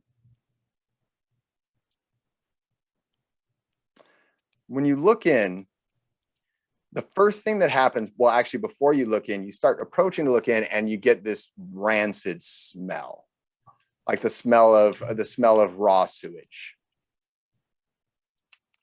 That's disgusting. Let's take a quick aside. Do we need a break? Okay, because one person said they might need a break. And we've got about an hour and 15 minutes to go. Do you want to take a quick 5? Just do like a bio break, refresh some water. Yeah, I'm good with that. As long as everybody else is, as long as that's all right with Lion as well. Cool. Thumbs up. Okay, so let's come back here at about little after 5:50. Awesome. Rancid smells when you return. and rancid smells when you return. All right. So you come to the second grate. This one's a little bit larger, maybe 2 feet by 2 feet. And this rancid sewage type of smell comes up from it. And you look down, and it's another little cell. Only this one, there's a pool of muck in the middle of the cell, brownish green, and you think that's where the smell is coming from. And then there's another figure, also in rags. And he's laying down along the side of the pool and seems to be asleep.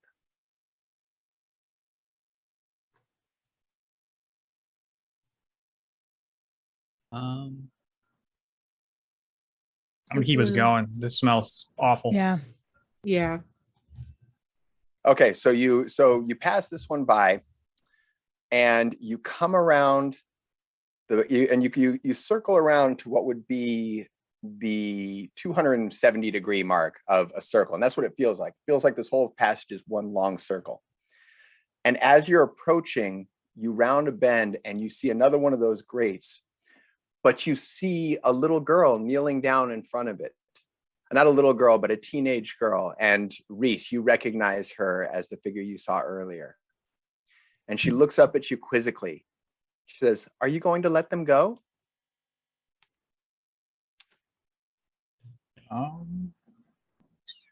Let's see. I know Reese is behind Minji, so. And she's looking straight at you. Oh boy. "Are you going to let them go?" At me? Are there any more? At Foxfall, because he's up front. Okay. Yeah. Are there any more? But you hear her all the same. Are there any more people here? And she looks down at the grate. One more. Probably the strangest. This one talks a lot. Can I get a vibe check on her? I don't, because she's very unnatural, unnerving. Go ahead and do an insight on her.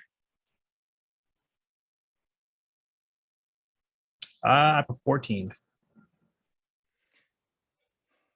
There's something off, but it's more like, and again, you've already been told, Reese described her as a ghost girl, and you can see that something about her doesn't seem completely stable, like she's almost slightly translucent. Does her instability remind me of Makari's at all? Not quite the same. Okay. She's almost like she's physically not here. Can I try my primeval awareness to let me know if I can detect undead within a mile? No undead. Oh, great. Okay. That's a spell slot. Ouch. I turn All towards right. the little girl. What's happening to these people? My father changed them. How is he changing them? He puts things inside them, and then they come out when it gets dark. Who's your father? And she looks down and she goes, he changed me too.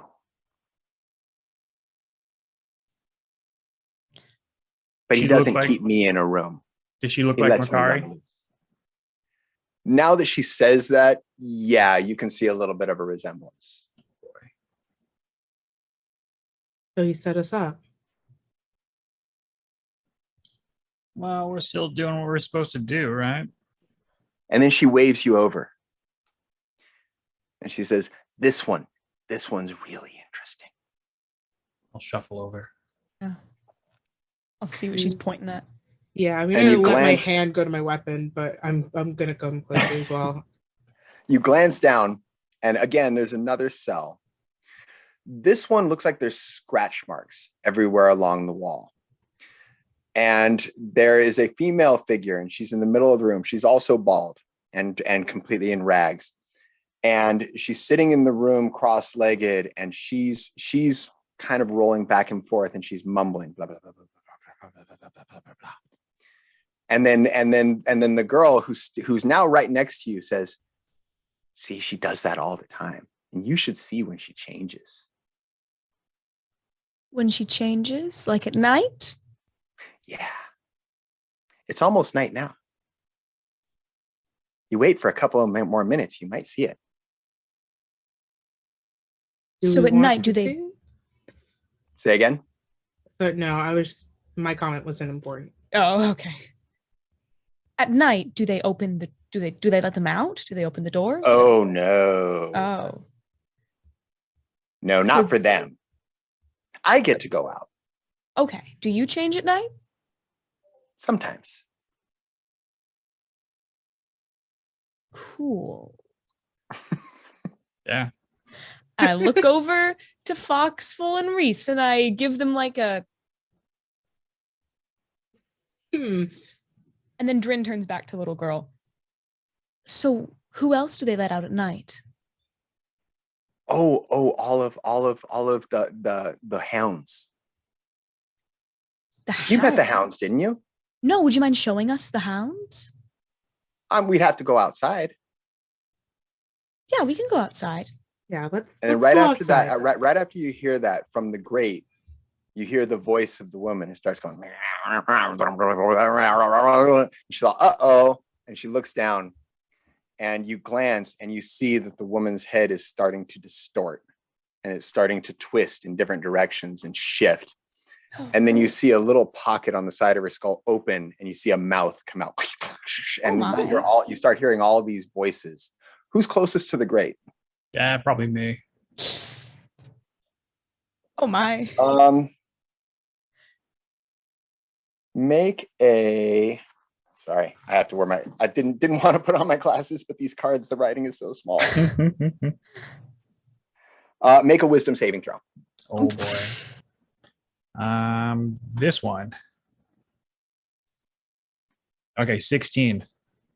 Okay, so as the mouth bursts from the side of its head, it's as if another voice joins hers.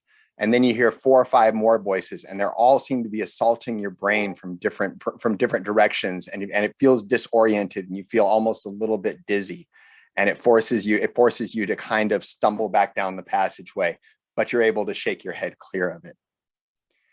And then all of her flesh is starting to bubble up, and all these different little mouths and tendrils are popping up everywhere. We need to get out of here. I Yeah. would agree. Foxwell, you were right. I believe so. Just get out of these damn walls. Yeah, agree. And then you notice the girl is kind of twitching a little bit. Oh, don't like that. Drin sees this and just, you have fun, little ghost girl, and turns around and books it out of the passageway the way they came. And you just hear her in a kind of, it's almost like she's crying, but at the same time, it's starting to come out as a hiss. I'm sorry. Oh, Mm-mm. don't like that. Mm-mm. I And, will follow any of you Drin. look back, or you just head out? I'll look back, but I'm booking it. You take one glance, and it's starting to be dark, but you see her kind of lean over, her shoulders get broader, and she looks up, and you see like yellow eyes with the long pupil of a cat. Amazing. Gonna leave that in the dust. Yup. I would hope that Fox is also booking it. Yes, Good right idea. behind you. So you guys go running down. Do you glance at any of the other grates as you pass? Because you're going back past the 2 grates that you already passed. I'm gonna peek in each one, but I know my vision isn't great. So I'll also Okay. peek dark I'm vision. not. You pass by the first one, the one that had the pool of rancidness, and that figure is bulging, and its whole upper body splits into a set of razor jaws, and these 2 tentacles with flaps start floating out, and one of them slaps up at the grate, and it's almost like a big suction cup with little spikes on it. It can't get through, but as it hits, the smell intensifies, like it's coming from it rather than the pool. gotcha. You quickly circle by that, and then you round the other one, and you look down at this one, you hear a sloshing sound, the one that had the glowing slime on the side. And you look down and you see this cube of slimy material, and it's just kind of bouncing off the walls. It can't really move, and it's leaving little trails of slime all along the edges, these slick phosphorescent glows. But you don't stay long enough to watch it. You finally come to the exit of the secret door. You go out, and as you do, you hear a long, piercing howl from outside. And then all at once, you hear Makari's voice in your head. Come quickly, he's here.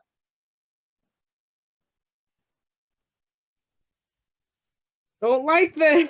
I'll look at Foxwell and Drin. It's like, well, Hmm. well, time to do what we said we'd do, and just get my bow and just snap it off my shoulder. Oh, Just get to okay. work. Are we prepping? Yeah, Drin's Okay. gonna draw their huge great sword. Cool. Are we meeting your friend before we do this? Well, we'll go where he says to go. I will to prep. I will because it seems like we're running into battle. Yeah, is that the Probably. okay? As far as you know. I will cast elemental weapon then on my scimitar. Ooh. And I will choose. We'll say lightning damage. Cool. Yeah. So I have that up. Okay. So you dash up the stairs, and you come into the main hallway, and you hear a boom, smashing at the front door. And you look up and you see 5 of the brothers standing around the door. And they're all crouched like they're getting ready for a fight, but none of them have any weapons. And then you hear Makari's voice in your head again. He says, "Don't let it through." And then the door smashes again. Boom. And it cracks. And you can see it starting to be pushed inward. And then you look at the five brothers, and they all start to pulse. And and one of them looks back at you, and his face is getting elongated. You see fangs starting to curl out of his mouth, and his eyes are going yellow, and fur is starting to sprout. And all 5 of them are changing. And give me a insight check. Oh boy. Foxfall. Yep. 17. I also want to cast Longstrider on myself. Good Okay. idea. You have heard of something like this before. You were in a village where one of the village priests was afflicted by a curse where he would turn into a half wolf, and that's what you're seeing here. You're seeing all of these figures are basically sprouting claws, long fangs from as their faces stretch into snouts, and then the one that was staring at you turns back towards the door in readiness, and then you hear boom, and now the whole door cracks and it's almost open, and you feel like whatever's on the other side is going to take it out with another blow. Oh boy. So I'm familiar with lycanthropy. Yeah. All right. I'm just gonna look back and say lycanthropes. Oh Makari, what madness have you drawn us into? I'm just draw my bow, and I'm just trying to line up on the door and just, I don't know, ready a shot if something breaks through, because I don't know what else to do. Okay. As we prepare, I'm also going to cast. You see Drin start moving their hands around, and they see a shimmering field pop into existence around them. And I'm going to cast Shield of Faith on myself. Very good. And Reese, any other preparatory things you want to do? I have to double check something about my starry form real quick because I don't remember if it's concentration. If it isn't, I'm definitely going to take one of my starry forms. I just want to make sure. I need these. Looking it up. It looks like I can just do it because it's like it uses the wild shape mechanics, but it's not a wild shape. So I will take starry form of an archer. So my joints light up in brilliant stars, and my bracers glow with a map of the cosmos. Nice. And I So take cool. out a mimicry of like an arrow, no bow, and I just look like I'm going to be ready to throw it the first sign of danger. I didn't completely research your class, but I remember somebody else doing that exactly. Yeah, Exact Circle of form. Stars is real fun. It's my It's- first time playing it, but it's real fun. Nice. Okay, so you see Reese light up and look like a piece of the night sky cut into the shape of a being. And then Drin lights up as this light surrounds her and then sinks down into her skin and gives this little bit of a glow. Meanwhile, Fox pulls out a bow. I should probably cast one more thing then. Go ahead. I'm just gonna do Summon Beast. It's gonna be my Okay. concentration. Nice. So you're gonna spot this. It looks like a little ram. Okay. I'm going to say, since we don't have a battle map, I'm going to say that you're all about 30 feet from the door. Okay. Fair enough? Sure. Mhm. Kind of in a semicircle. The werewolves are about 10 feet from the door. And then the door comes crashing open, and this gigantic figure steps through. These 2 huge green hands covered in pustules pull into the sword, and this massive head filled with slavering jaws with slime dripping from them pulls free. And as it does, you look at its shoulders and you can see that there are smaller forms similar to itself. Like there's a torso of another troll off of this shoulder, and then there's a head of another one under its chin. And it's sitting and it's like rocking around and laughing. And then there's and then it almost looks like there's another leg coming out of one of its elbows. And as its arm pulls out the door, the leg kind of settles and braces itself against the ground. It's like it has all these pieces of smaller trolls grafted onto it. And it rips its way through the door and looks around at the werewolves. Roll initiative. Okay. What the fuck, Markari? It's been busy apparently. Yeah. I have a 10. I have a 13. I got an 11. So Great start, team. we're really doing aggressively average. Yeah. The werewolves got an 8. Hey. Oh, okay.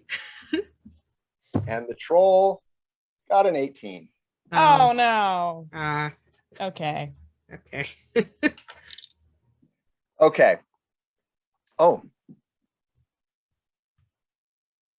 Give me 1 second. Minji. Minji is still behind you, and Minji got a 14.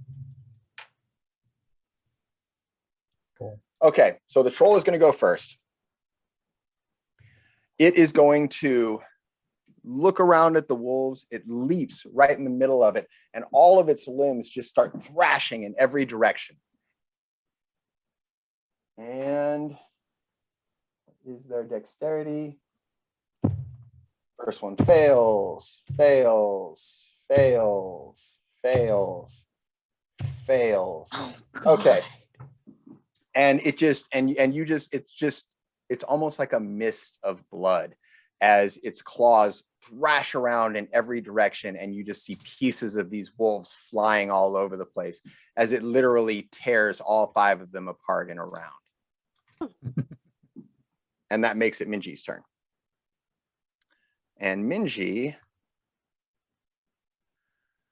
gives a more orc-like growl, unlike what you've heard from them in the past. And let me find something interesting.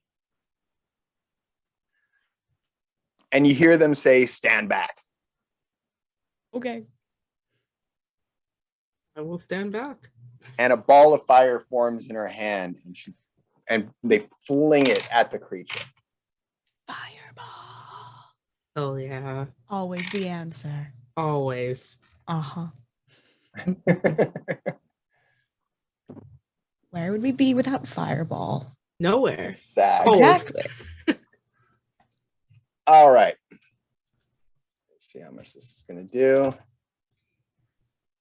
Ooh, that wasn't bad. 14. Oh, wow. 28. That is not bad at all.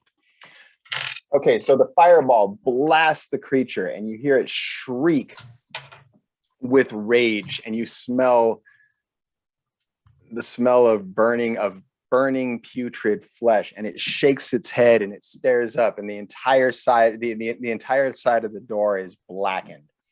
And it is now Reese's turn. Okay. Well, I don't want to get close to this thing. I realize I set myself up for melee combat. I don't really want to do that. Not a fan of this. Is this a bonus action? Oh, ranged spell attack. Okay, cool. So I'm gonna use my archer form. So I'm gonna make a ranged spell attack against the troll.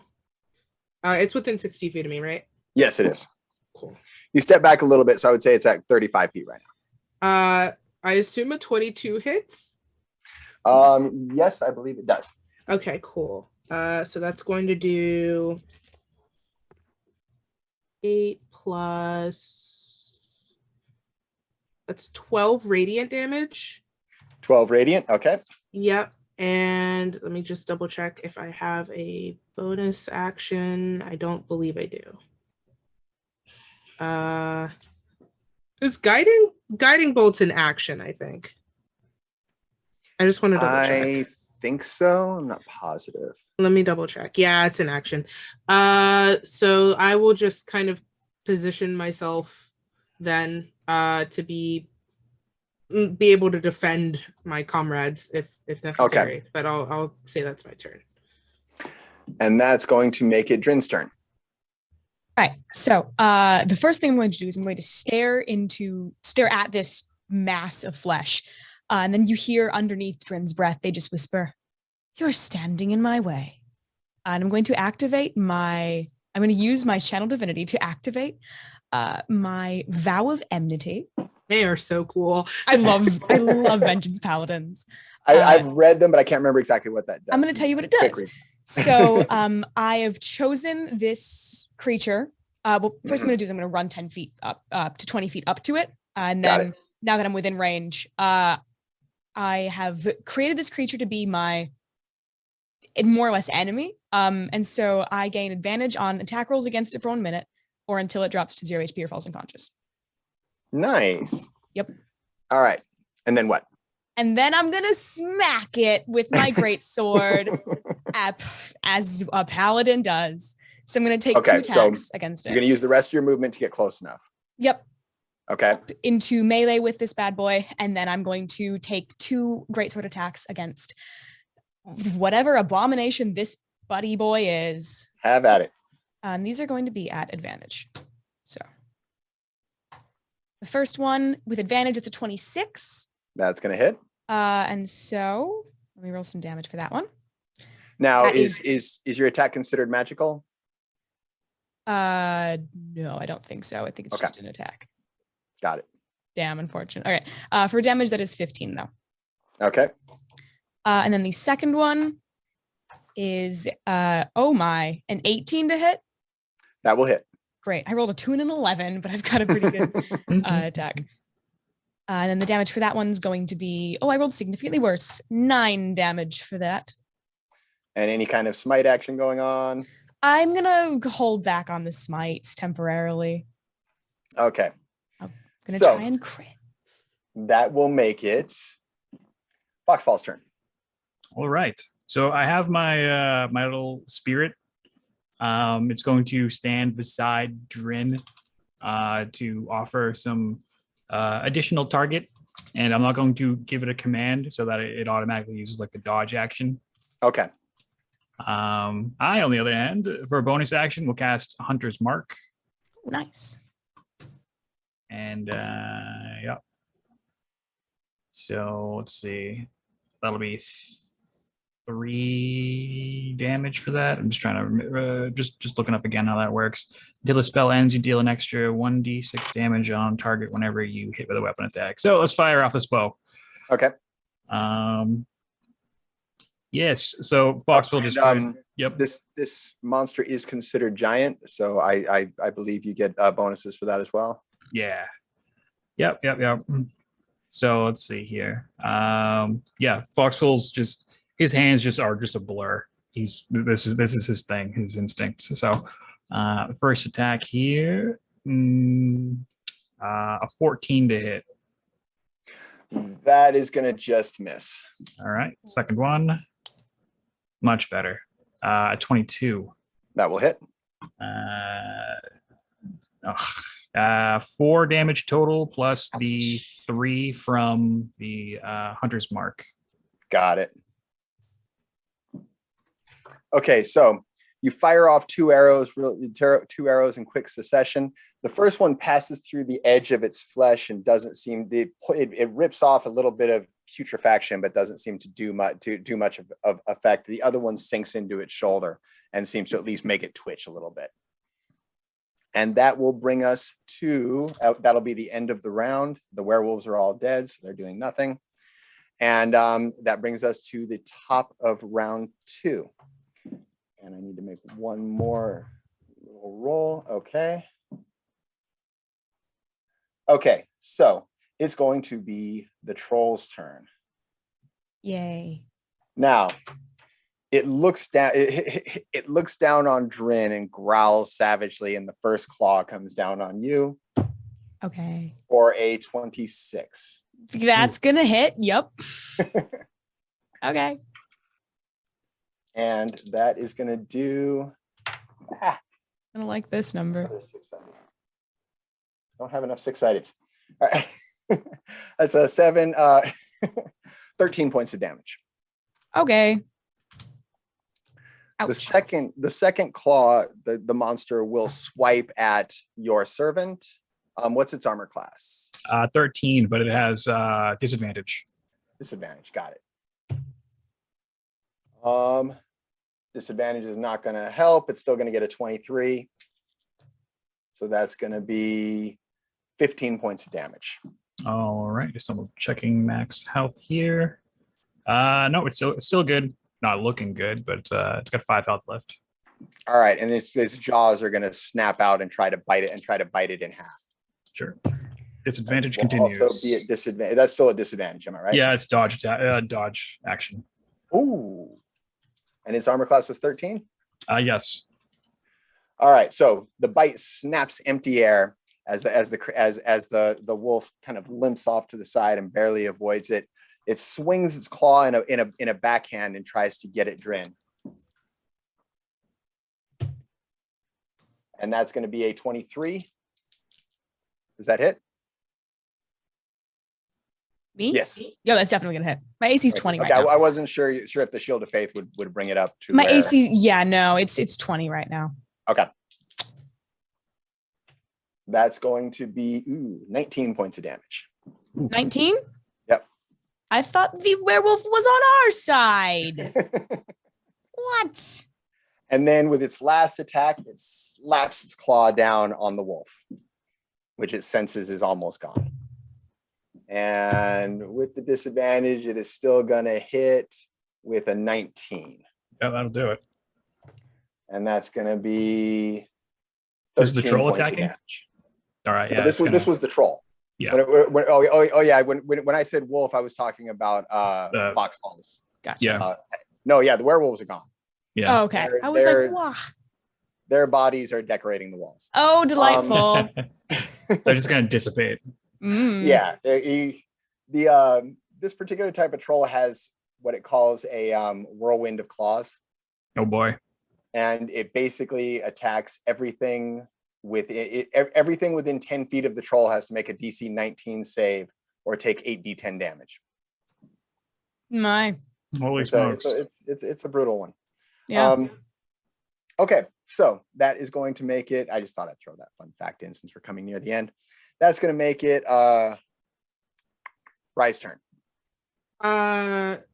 So how does Drin look right now? Does Drin look within an inch of their life? Not within inches. I will tell you, I'm gonna pull some of my lay on hands pool to myself. Okay. So I am like the only other person with like a health pool to offer you, so just making sure. In that case, I'm gonna be vindictive then. I'm gonna cast Call Lightning. do it. On and center my first bolt on the troll. So the troll needs to make me I believe it is dexterity, but let me double check. Yes, a dexterity saving throw. Okay, that dex saving throw is going to be a 17. Cool. So that will pass, but it's still going to take half damage, and Okay. I need 3d10.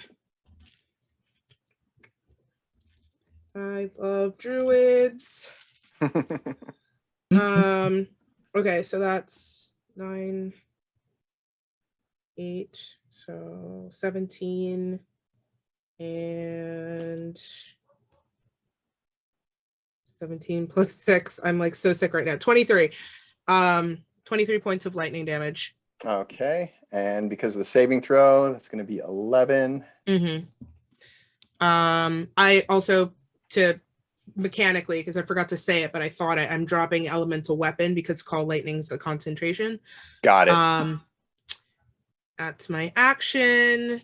I don't believe I have a bonus action, so I will back up a little bit, but stay where I am. Okay, just out of curiosity, it'll still work because the thing isn't fully through the door, but isn't Call Lightning require them to be outside? No, it just needs to be a Oh, space okay. that can accommodate the cloud. Got it. Okay. So, Drin, you're up. Okay. Well, I've got two options. I've got the option of get out of there and then suffer with my very limited range options, or just try and heal and stay here for a minute. So I am going to. Okay, yeah, I'm going to take the disengage action. Okay. And I'm going to move 30 feet away. And I was all ready to point out that the Yeah, that I was there like, gonna be damn, an I thought some of the attack of werewolves still have to opportunity. try and like take that he would hit them instead. But nope, I'm alone. That's no good. Okay, so you disengage, move 30 feet away. The creature howls as you run away. And that brings us to Minji, who was holding an action. But now that you've moved away, Minji is able to throw a second fireball. Fireball. Nice. And this time around, the troll, well, did on the last one, but fails its saving throw. 18,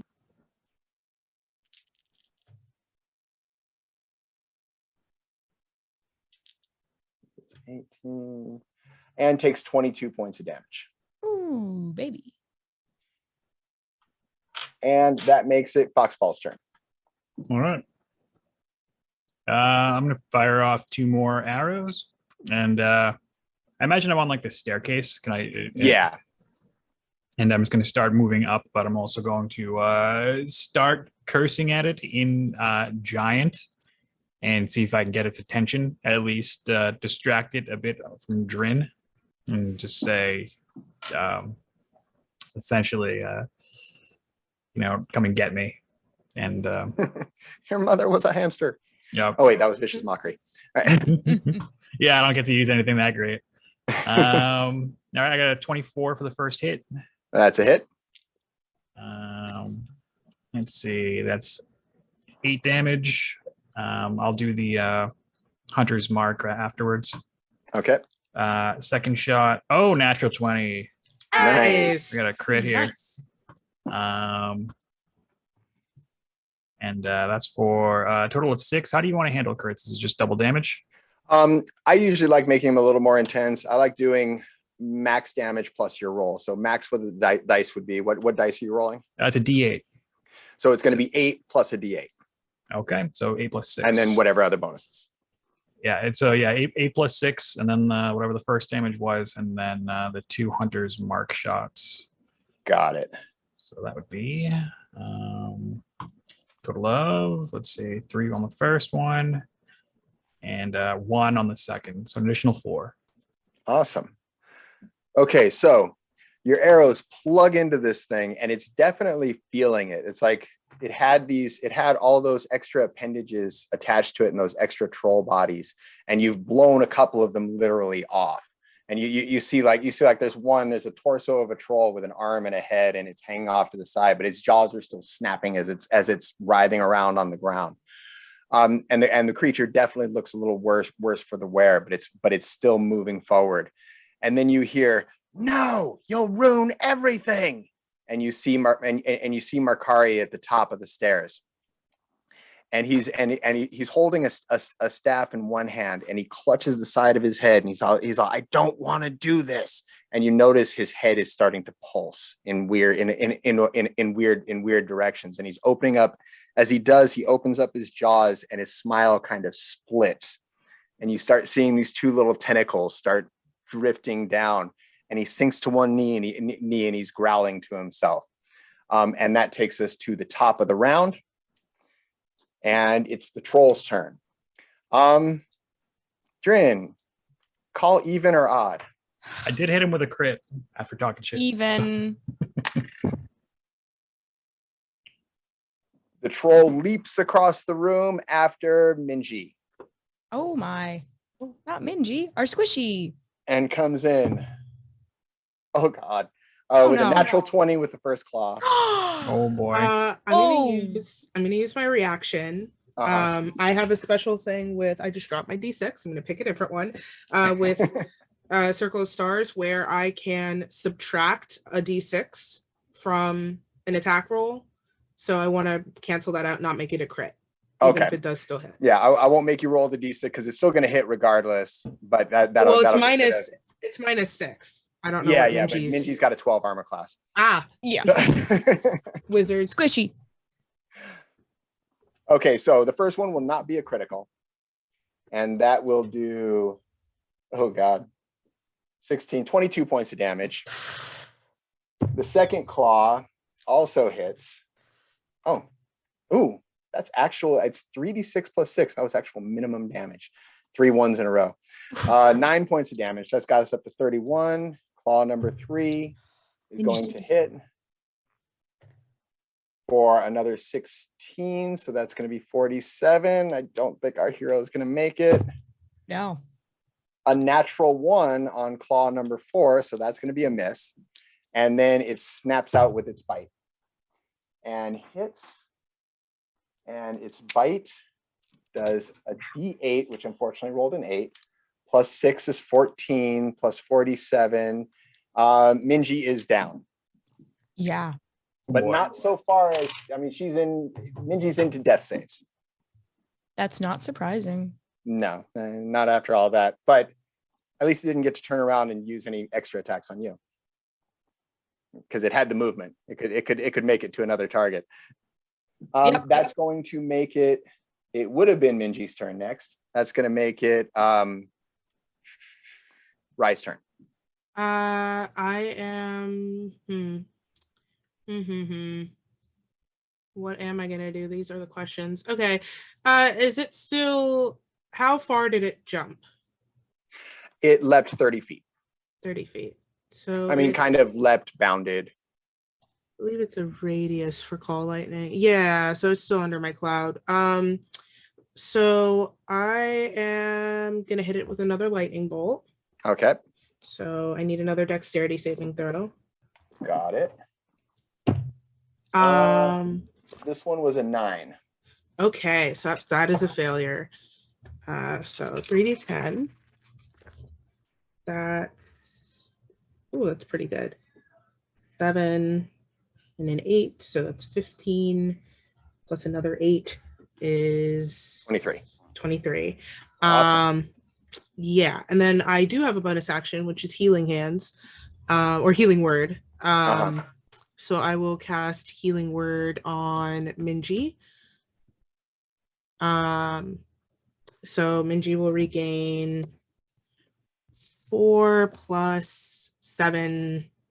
No, sorry. 4 plus 4, 8. There we go. I read the wrong thing. 8 hit points. Okay. That will stabilize Minji, and Minji crawls to her hands and knees, coughing. And that makes it Drin's turn. Great. Okay.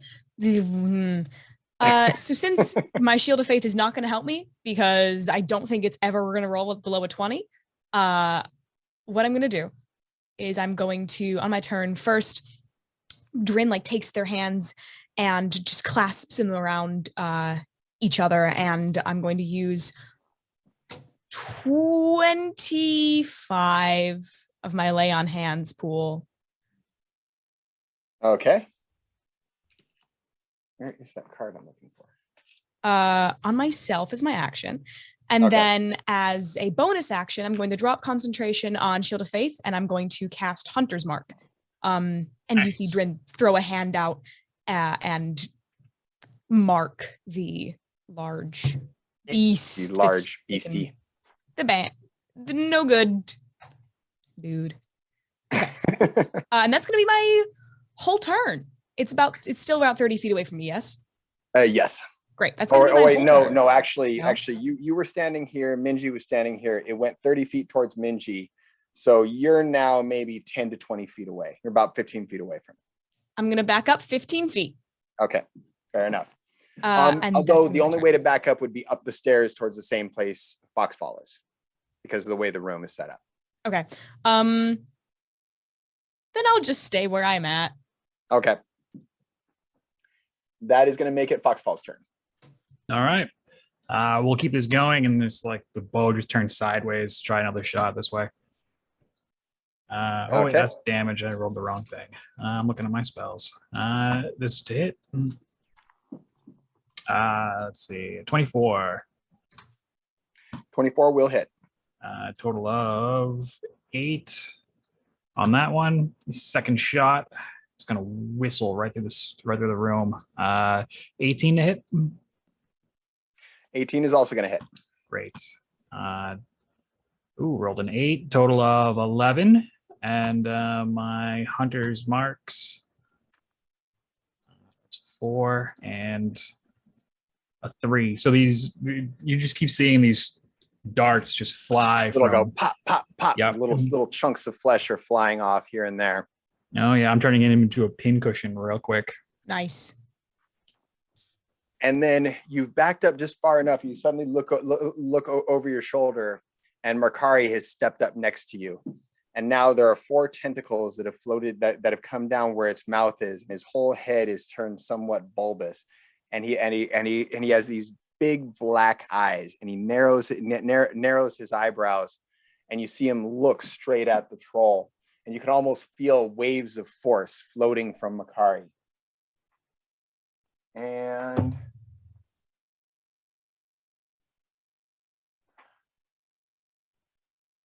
you see the troll reel backwards and stumble and kind of sink to one arm as it's stunned, and its form shifts slightly, and you see like one of his arms shrink down into like a human type arm, but still kind of overly large, and you see a human face poke out from the side of its neck, and it's staring straight at Makari with just a look of pure hatred. See how much damage that My did. goodness. Oh my.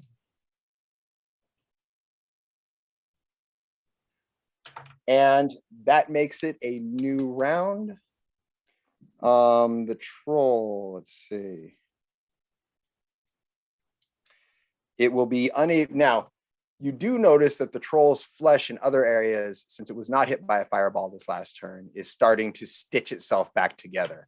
And there's skin overgrowing some of the patches that have been burnt away, but it's in pretty bad shape.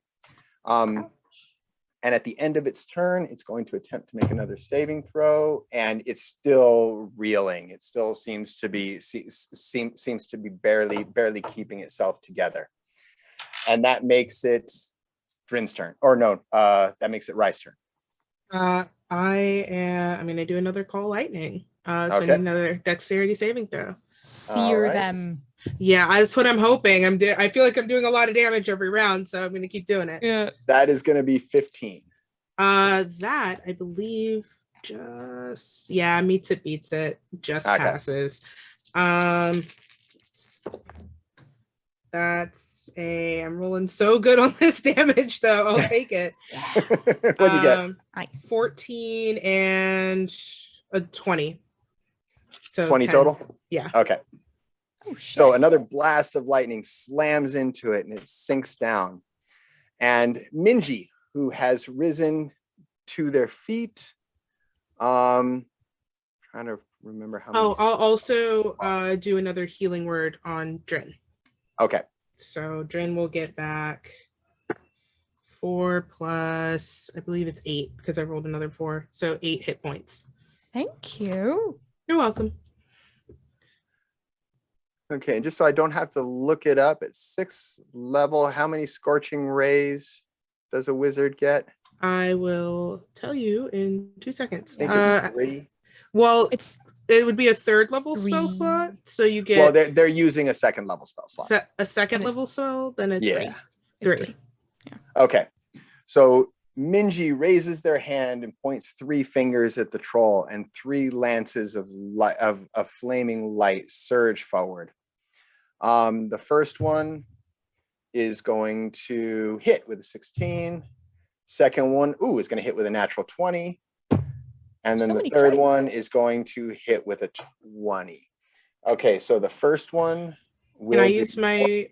Oh wait, never mind. Sorry. This is Minji attacking. I thought it was the troll. My bad. And then the second one, which was the natural 20, that one is going to do 22 points of damage. Whoa. And then the last one is going to do another 8.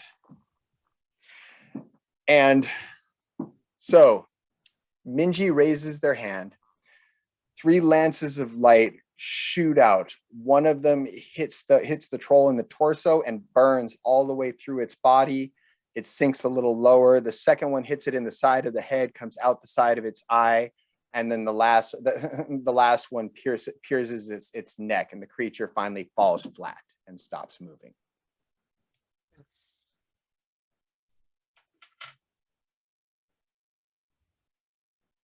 Are we still in initiative order? At this if you want to be. Depends on what you want to do. Can I just do one more lightning bolt just to double tap? I don't trust this. Absolutely. I know how trolls are. Yeah.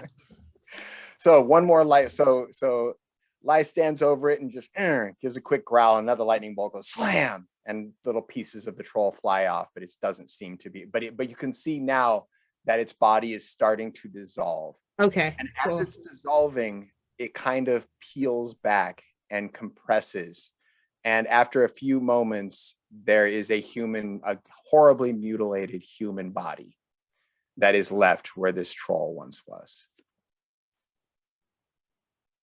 Where's Makari? Yeah, is Makari is standing at the top of the stairs, tentacles writhing from his mouth. Oh. His skin is taken on a gray color, and he's surveying you with eyes that reveal absolutely no emotion. As a bonus action, just for vibes, I'm going to shift my Hunter's Mark to Makari, just in case. So you shift your Hunter's Mark to Makari. And Makari glances down at all of you. Subtly as possible. And you feel a voice in your head, an impression. It almost creates this pressure in your skull. I can't let you leave now. It's good. I was going to hit him anyway. Yeah. All right. Yeah. Yeah. Chaotic good. I can't have him doing this stuff. I will call lightning and then recast it over him. Okay. I'm a one-trick pony. Since we had a pause, though, let's get a new set of initiative rolls. Okay. Sure.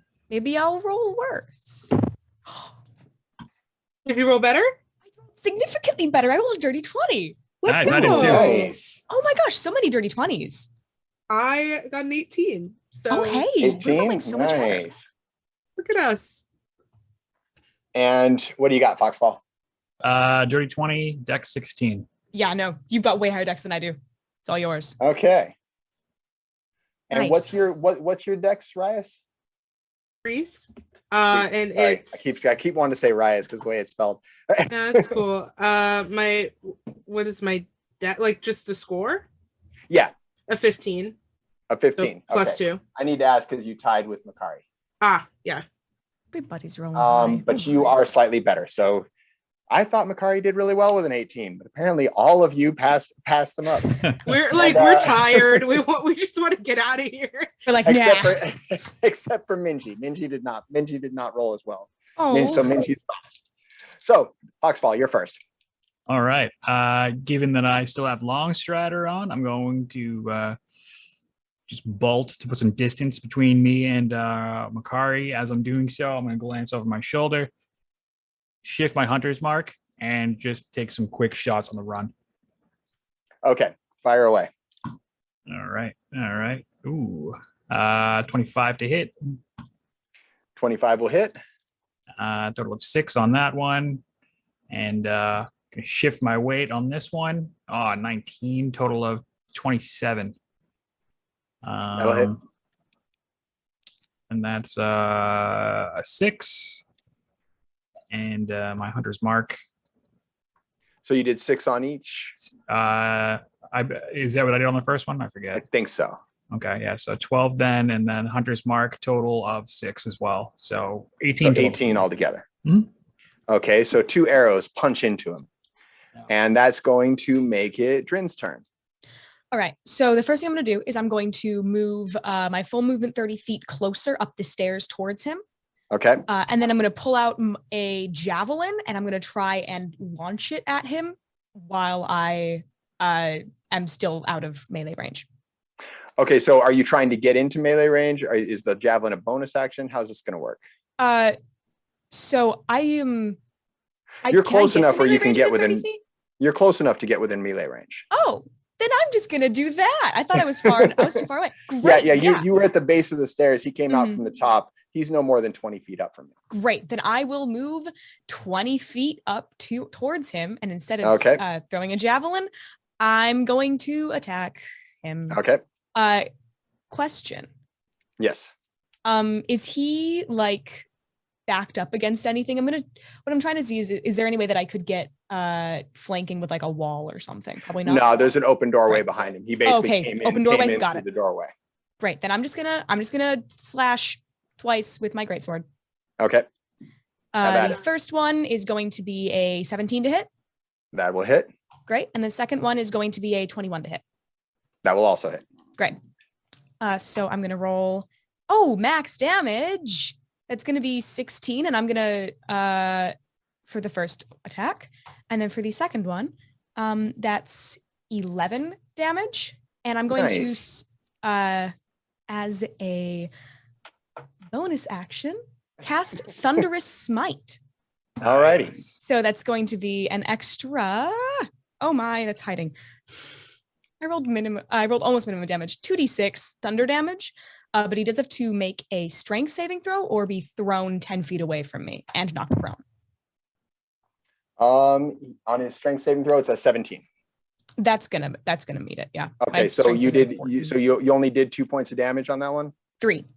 3. So Okay. it's 16, 11, 3 for a total of 30 damage. Okay. Plus 2d6 because of my hunter's mark. Yes. Oh, okay. So that's plus 6 more damage. 6 more damage. Not bad. All right. That's In the going to make it way. Reese's turn. I realize I'm a goofball. Yeah. And I did have a bonus action this whole time that my story form is not just a bonus action to cast, that I therefore get to do everything with it as a bonus action. I wrote it down wrong on my character sheet, but I looked it up. I goofed. So what I'm going to do, I'm going to spend my action to release the divine energy within myself and use my radiant soul feature. So I gain 2 luminous and corporeal wings for a minute. So I now have a flying speed of 30 feet. Okay. And deal extra radiant damage. So I'm going to fly up, we'll say like 20 feet. And I'm going to take aim with my starry form and try to hit Makari with my arrow. That is a 21 to hit.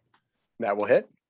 Sick. So I get, so that's an 8 plus 4, which is 12, but I do also get bonus radiant equal to my level. So 18, if I did that right. Yeah. So how much we're extra level bonus 6. damage do you get? I already wrote down the initial. It's equal to my So level. another 6 so- points of damage. Yeah. So Cool. 18 total, I believe, radiant damage. Nice. Okay, and this is in the form of an arrow that's hitting it? Yeah. Okay, so Reese lights up, wings spread out, and they fly up close to the ceiling and then pull out a bow and fire straight down. And Makari looks up and just growls, "You fools!" as the arrow sinks into his bulbous head, spewing this kind of purplish ichor all over the landing of the staircase, and he falls flat on his back and doesn't move. And then slowly begins to reform until at last there's a human figure laying there again with an arrow sticking right through the center of its skull. Okay. I will. Double You were tap? lucky you pulled off that initiative. That was going to be that was going to be if he got another turn, it was going to be ugly. Yeah, I figured. I was like, let me pull out the stops now. Yeah. Drin walks up and they just for safety Double take the tap. great sword and slam straight down through the center of the body and twist a little bit. It seems a little personal, just a little personal. Sorry, Fox. So you all stand about the I don't want body. to watch that. some of you thinking about looting this castle and what you might find. And that's when you start hearing the sounds from below. I just want my book, man. And that's where we'll leave off because we have absolutely no more time. Fantastic. That was Delightful. great. Great. Yeah, that was I incredible. had to rush it at the end. I was hoping to kind of play with that a little bit longer. If we were gonna have to Essentially, he fight was Makari, essentially, he was experimenting with different kinds of lycanthropes and creating different types of lycanthropes, trying to give himself different abilities. I think you figured out what type he was. Yeah, my immediate vibe check was John Hammond, but worse. So I'm glad I was right. He's messing with all these aberrations. Mm. Oh, that was Awful. fun. That was fantastic. It was very fun. I think we need Lion to come in and do the outro. Yeah. There he is. Speak his name and he appears.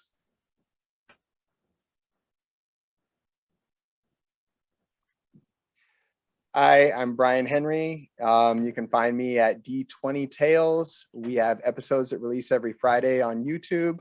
You can look at d20tales.com or also search for us on a variety of different, actually, you might know this better than I do, Rose, a variety of different platforms where you can find podcasts. And also, if you go to our website, I have a bunch of fiction which was on premium, but will soon be released to the public. So if you're interested in reading some short fantasy fiction, you can find some of that stuff in there as well. And Matt. Everybody, yeah, I'm Dungeon Glitch on pretty much everything on the internet, primarily Twitter if you want to hit me up. I own Gem Firefly. We make nerdy t-shirts. So if you like D&D fun t-shirts that are exceptionally soft and seem to be very popular, you should definitely check that out. This was a blast. You're all excellent. This was super fun. Oh, and make sure to post a link to that. I'm huge on t-shirts. I've literally got like 150 of them. Oh my. you Yeah, need sure, Promo sure. Matt's t-shirts for them. They're great. They're Every time I awesome. look at them, they're amazing. Thank you. And Rose? Hi, I'm Rose. You can find me on Twitter at Rose Valorum if you want to get glimpses into the yelling about gelatinous cubes and miscellaneous things. All of the above. I also am also on D20 Tales, and Brian reminded me that I've also got some short stories coming out here, hopefully very soon. You can find me all over the interwebs at Rose Valorum. It's pretty easy. And yeah, I will pass the mic down to Elise. Hi everyone, I'm Dauntless. You can call me Daunt or Liz, and I make TTRPG content and do variety gaming here on the internet. If you're looking for a good time, I can't promise you good gameplay, but I can promise you fun chaos, where we have conversations about the things that matter in tabletop gaming, especially about diversity, inclusion, and how to actually create safe spaces in the TTRPG environment as it exists today. I am the long-running DM of Stormborn's Curse, which is a 5th edition homebrew campaign, pirate-themed about the end of the world, with a diverse all-queer cast, where we are telling a story about healing from trauma and believing in yourself enough to be worthy of saving the world. Really, really proud of the work we do there. You can find me on my Twitch, which is Dauntless as one word, or on my Twitter, which is Daunt_less. I'm pretty active both places. Born's Curse Fridays. Yes, Fridays 8 p.m. Eastern. No word if we're playing this week because I have COVID. So Oh my. we're not. that can, yeah. Yeah, we're not. We had to cancel last week. No word on this week yet, but hopefully, fingers crossed, we'll be back this week. I'll be back in my DM's chair. Yeah, I had my jaunt with that about a month ago. It's not fun. No, it's not not at all. fun. Thank you so much, everyone. Thank you to our amazing cast, both the players and our DM. Thank you to everyone who's donated, everyone who has shared this on Twitter or any other social media. Thank you to anyone who's shown up in the comments, anyone who's done anything to be part of this event in any way thus far. This was an awesome game with some questions that definitely still are looking for answers. Maybe we'll get to see a little bit more of it sometime. Who knows? But we'll be back in a little bit with our next game, which is going to be Masks. So stay tuned for that. Thank you again, everyone. And we will be back.